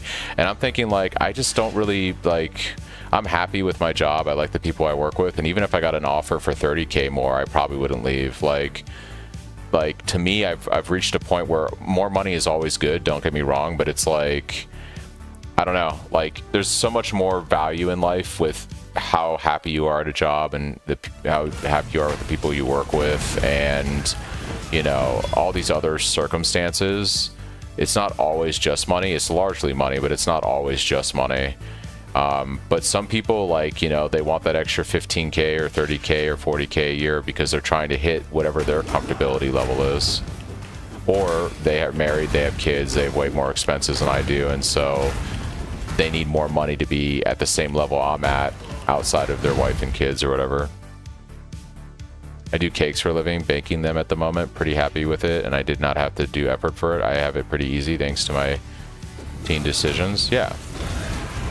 And if that's what you want to do with life, that's dope. And if you can make a living baking cakes, then you succeeded.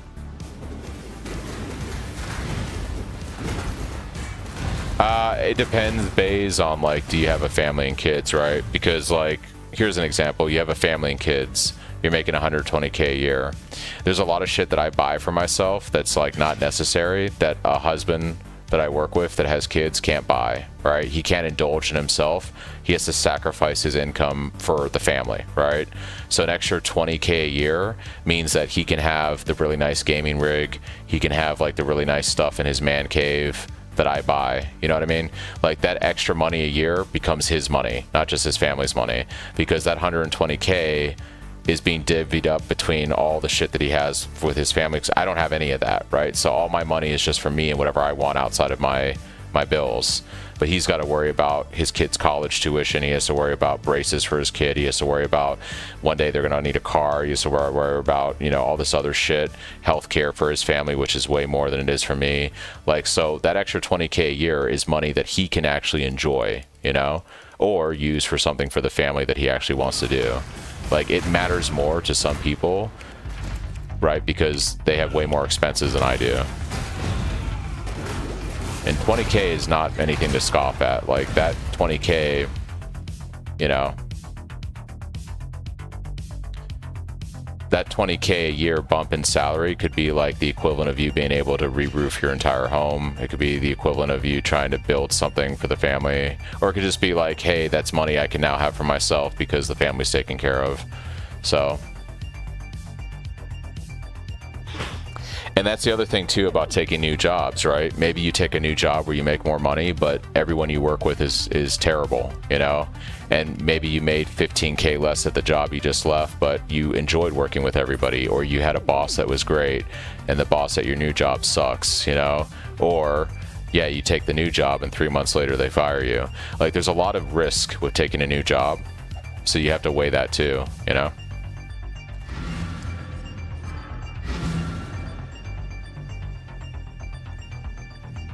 It's still 10K cash, Baze. Like, you gotta understand, like, for if you're a husband with kids and stuff, 10K is still a lot of money. Like, that's still a lot of money. Like, 10K allows you to take your family that year to a really nice vacation. 10K a year lets you take, you know, there's so much that you can do with 10K. It's not just chump change, right?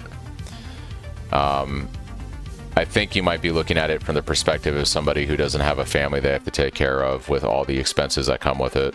Like, that's now you sound like a troll, bro. That's not how that works. Yeah, that's not how that works.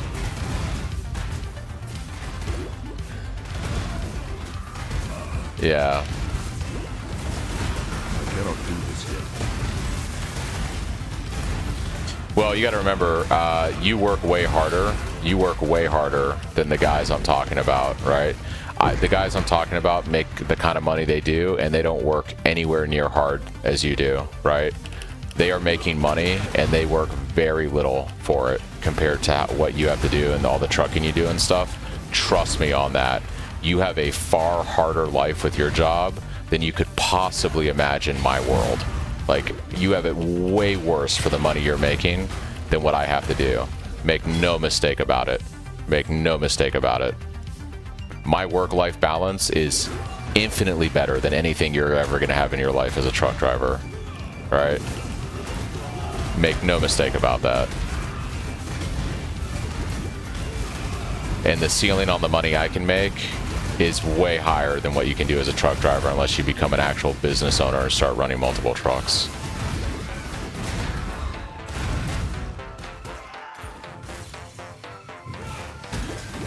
So for these guys, you know, 20K a year, is just basically swapping a job to a different company, and they're largely doing the same job they did before. They're just making 20K more. There is no real extra effort they have to expend, right? In my world, if I go from one job to another and I take yeah, that's chump change bays in my world. Sorry, like the ceiling in my world is way higher than that. And and you have to remember, you are working way harder than anyone I know, right? So for them, they can take a position with another company and make 20K more a year. They can make 30, 40K more a year. They're expending no additional effort in doing so outside of just applying to the new company, right? They're probably doing the exact same job they did at the other company.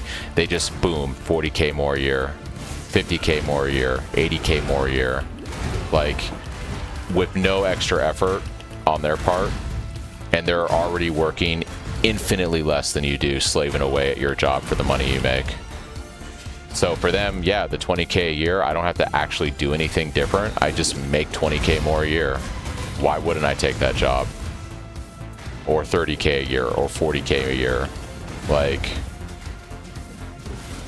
yeah, exactly. That's how the white collar world works. Like, there's been many articles on it. Like like it used to be back in the day, you would work for a company for 30 or 40 years and you would get a pension. That's not how it works in Western society anymore.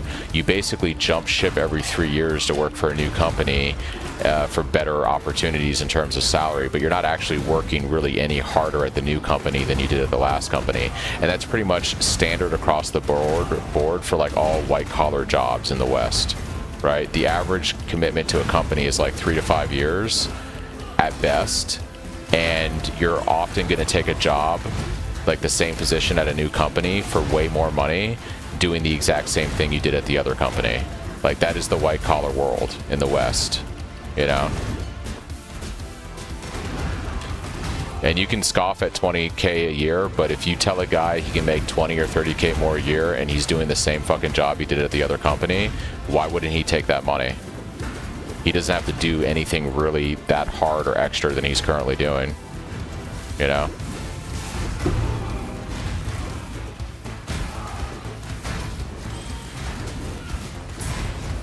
The guy who's driving that Uber car 2 hours a day trying to make that extra money is already working infinitely harder than the guy who just takes the pay bump for the same job he's already doing in the white collar world.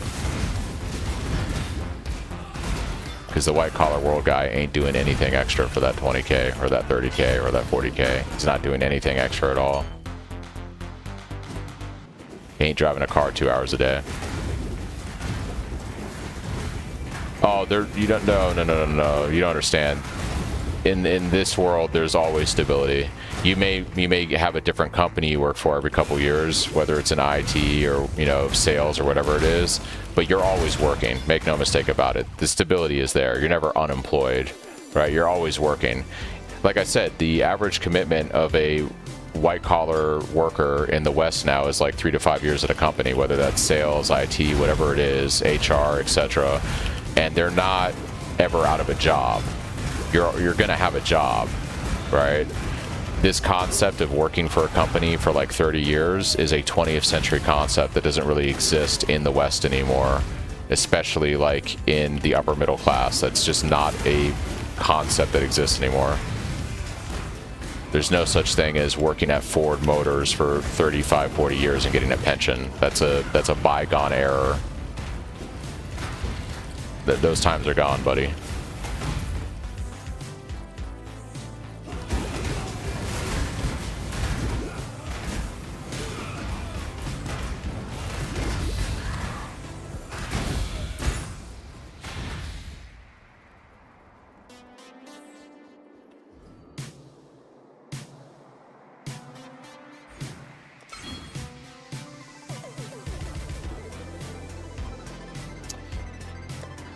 Your life is 10 times harder. My life is not 10 times harder. This is the easiest I've ever lived.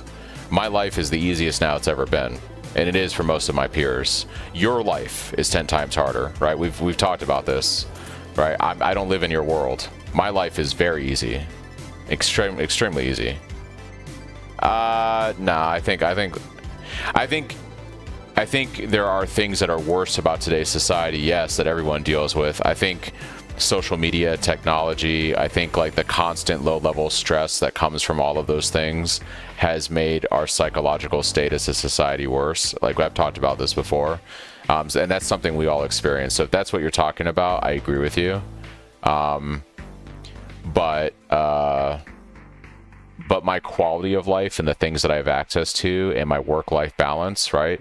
Like a guy like me would not have the kind of free time I have 100 years ago. He also would have access to all the nice things that I have now, right? So I am far better off and more affluent than I would have been 100 years ago. But I am dealing with things that people back then didn't have to deal with. But that's more a different conversation about the stress of technology and the rapid communications of our modern world and all kinds of other stuff. But like in terms of like actual work effort I expend, there weren't a lot of jobs. There weren't a lot of jobs 100 years ago where it was like there wasn't computer programmers. There wasn't like, well, because the industries didn't exist, Baze, we weren't a post-industrial society, right? There are tons of working professionals today in the post-industrial world. Like there's a ton of individuals today in the post-industrial world because we're no longer an industrial society per se, right? We outsource most of our manufacturing actually overseas. So the jobs that exist now, whether it's like doctors, for instance, like being a medical professional in the early 19th century was actually not considered a very respectable thing, right? Doctors were not viewed respectably in the early 1900s because you lived in a society back then where you had mostly poor people and the elite. And the elite actually thought that working for a living was considered something of the working class, right? So your doctors now that make $700,000 a year as a heart surgeon or whatever it is, they would have made pennies back in the early 1900s or late 1800s, and they were treated like the working man by the elite because the elite was the people that didn't work jobs. They were the affluent, high society or whatever. They were generational wealth. What you have now, thanks to the advent of the computer age, if you will, is the post-industrial society. So you have a lot of jobs that have generated in the last like several decades where you're paid more for the output of your mind than you are for your back and your arms, right? So there were more factory workers in 1940 than there are today, but we were also an industrial society back then. Right? So that's why so much of the job force now has shifted into engineering positions, IT professionals, sales, HR, all these other things that didn't exist 100 years ago because we weren't a post-industrial society, right?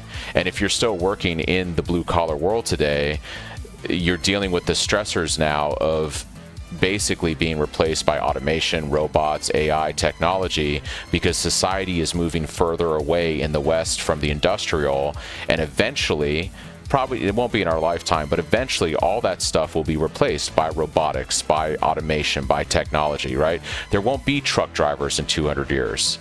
There won't be truck drivers. It's all going to be automated vehicles, right? We won't see it in our lifetime. We may not see it in our kids' lifetime, but that is the future. Like that is the future of the way things are going, right? Just for instance, like there won't be fighter pilots in 50 or 70 years. It's all going to be drones, right? Why would you send a human to go die when you can have a plane autonomously do the job, right? Like everything is going to shift away from that. And so it's understanding that, it's not that I'm in the 1% of professionals. It's that there are many people that do my job. We're not 1%. It's just there's more people doing these careers now because we live in a post-industrial society, It's a different world, man. You didn't have a lot of biology technicians or radiology technicians working in hospitals or all these other positions that people have, right? You didn't have anesthesiologists. You didn't have all these different things like in the medical career field 100 years ago because the technology and the training and the understanding wasn't there, but it is now. So you can go become a nurse, and then as a nurse you can go become a nurse practitioner, and then you can go become an anesthesiologist and make 6 figures a year working in surgery in OR rooms and putting people under. You don't even have to be a doctor. that didn't exist 100 years ago, right? Like, that wasn't a path that people could take. It's just a different world now.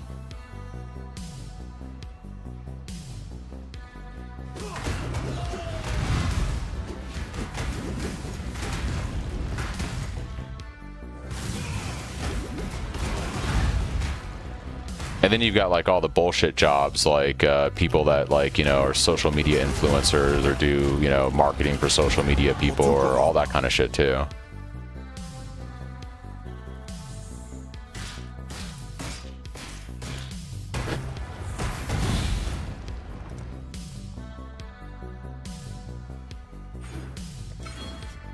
My job will still be around for a long time, but the problem is sourcing materials. That's what I'm saying, Baze. Like, there's just more potential now. There's more things that you can do in the world that don't require you to work in a factory, and they don't require you to drive a truck, and they don't require you to, you know, run a tractor in a field, and they don't require you to, you know, do X, Y, or Z, which were the predominant jobs of the early 20th century, right? And there's nothing wrong with those jobs. I'm not trying to demean them. I'm saying that society has shifted from that. And as we continue to move more into AI, automation, robotics, and all this other stuff, that will be replaced eventually. Because from a business perspective, if I am a business owner, right, and I own a restaurant, why would I want to pay humans to come work at my restaurant to wait tables and clean and stuff? Those humans have families. Those humans get sick. Those humans are going to call out. Those humans are going to go find another job. Why wouldn't I buy the robot in 20 years that will always clean my restaurant or always wait tables or do whatever it is, whatever the automated technology is? It's never going to call out on me. It's never going to look for another job. It's going to be under warranty. They'll have somebody come out and repair it if it has a problem, probably within a day or two. Like, it's going to be reliable, and it's, you know, be more of a sink cost at the beginning, but then it's over the course of 10 years or 15 years, I'm ended up paying far less than that than dealing with an employee and their insurance and their benefits and all this other shit. Anything is easier to do than manual labor based. It's not just IT stuff, like or manual labor is easier than all this other stuff. Well, I think what's going to just end up happening, Baze, is more people are going to take on more. How can I phrase this to you in a way that makes sense? Does the average person in the West know how to build a fire? Does the average person in the West know how to hunt a deer, skin it, make clothes out of the hide, source the bones for tools, right? Does the average human know how to go into a forest and read trees and understand what direction they're going if they don't have a clear view of the sky? Even if they had a clear view of the sky, do they even know how to read constellations anymore? Does the average human in the West actually know how to do that? No. Why don't they know how to do that? Because those are forgotten skills that have been replaced with technology. And so humans became dumber in one sense because we don't do those things anymore, but we're also smarter because we don't have to do those things anymore, so we can devote our energy and our time and our development to more complex things. So as society progresses, it's not like that you need to be smarter, it's that we will replace that knowledge with things that will take care of that for us, and we won't have to worry about it anymore. You know? It won't be a thing that society, it won't be a problem that society has to deal with anymore, because technology / science / knowledge will replace that industry completely.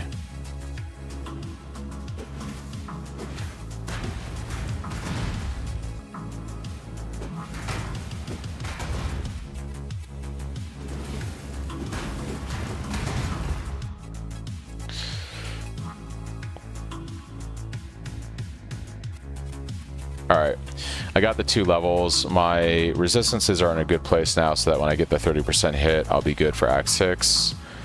I would like to actually get this 1 life point before I level, or before I kill Gatava, but we're in a pretty good place for tomorrow to do the second half of the campaign. So I'm pretty happy with this.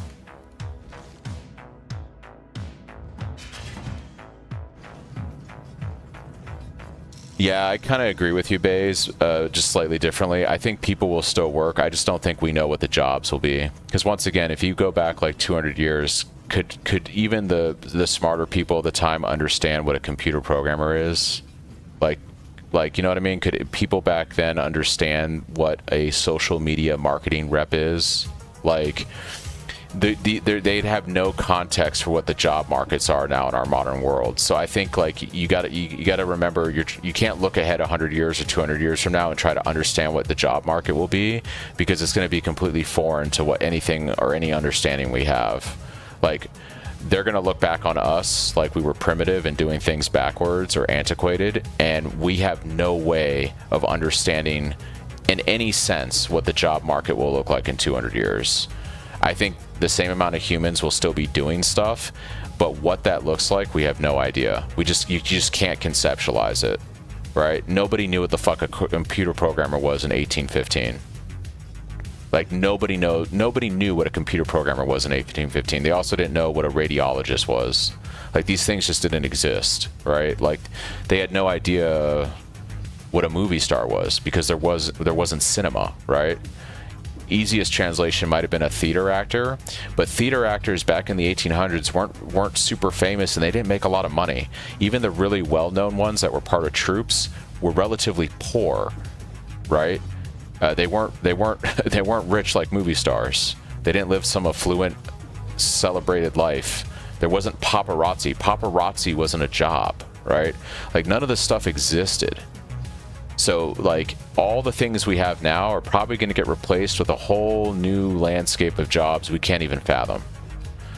Industries will spring up that don't exist now.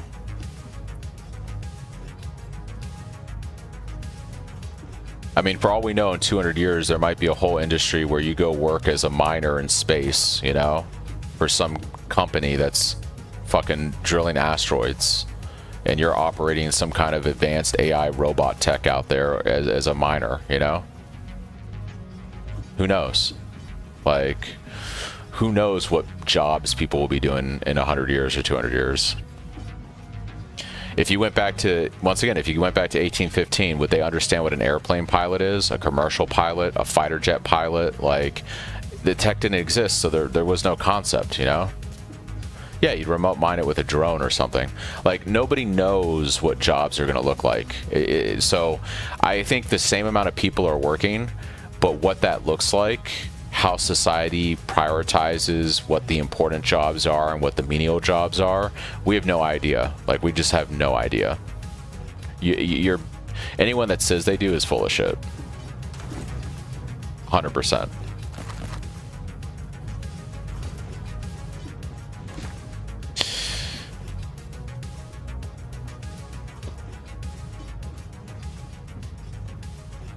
Years ago feels primitive for me. Yeah, dude, I remember dial-up, dude. It was crazy.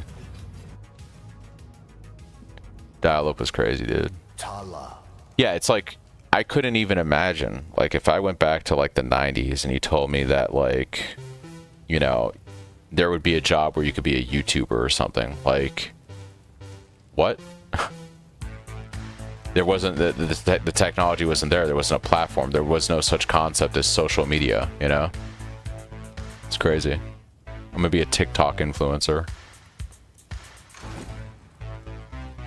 But those are like rare jobs that only a few people have, right? People think there's actually a lot of YouTubers. There isn't a lot of YouTubers. There's very few YouTubers and TikTok influencers.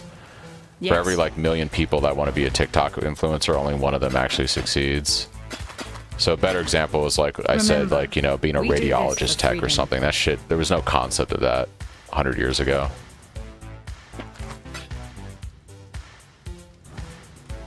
All right, guys. I'm going to crash and get some sleep. I got work tomorrow, and then I'll probably do a later stream, and it's going to be more just buckling down, trying to actually get this character to maps. I would like to get this character to maps tomorrow so I can actually maybe see what I can do with him over the weekend. But yeah, Ruthless is fun-ish, maybe. I don't know. I'm gonna get some sleep. I'll catch you all later.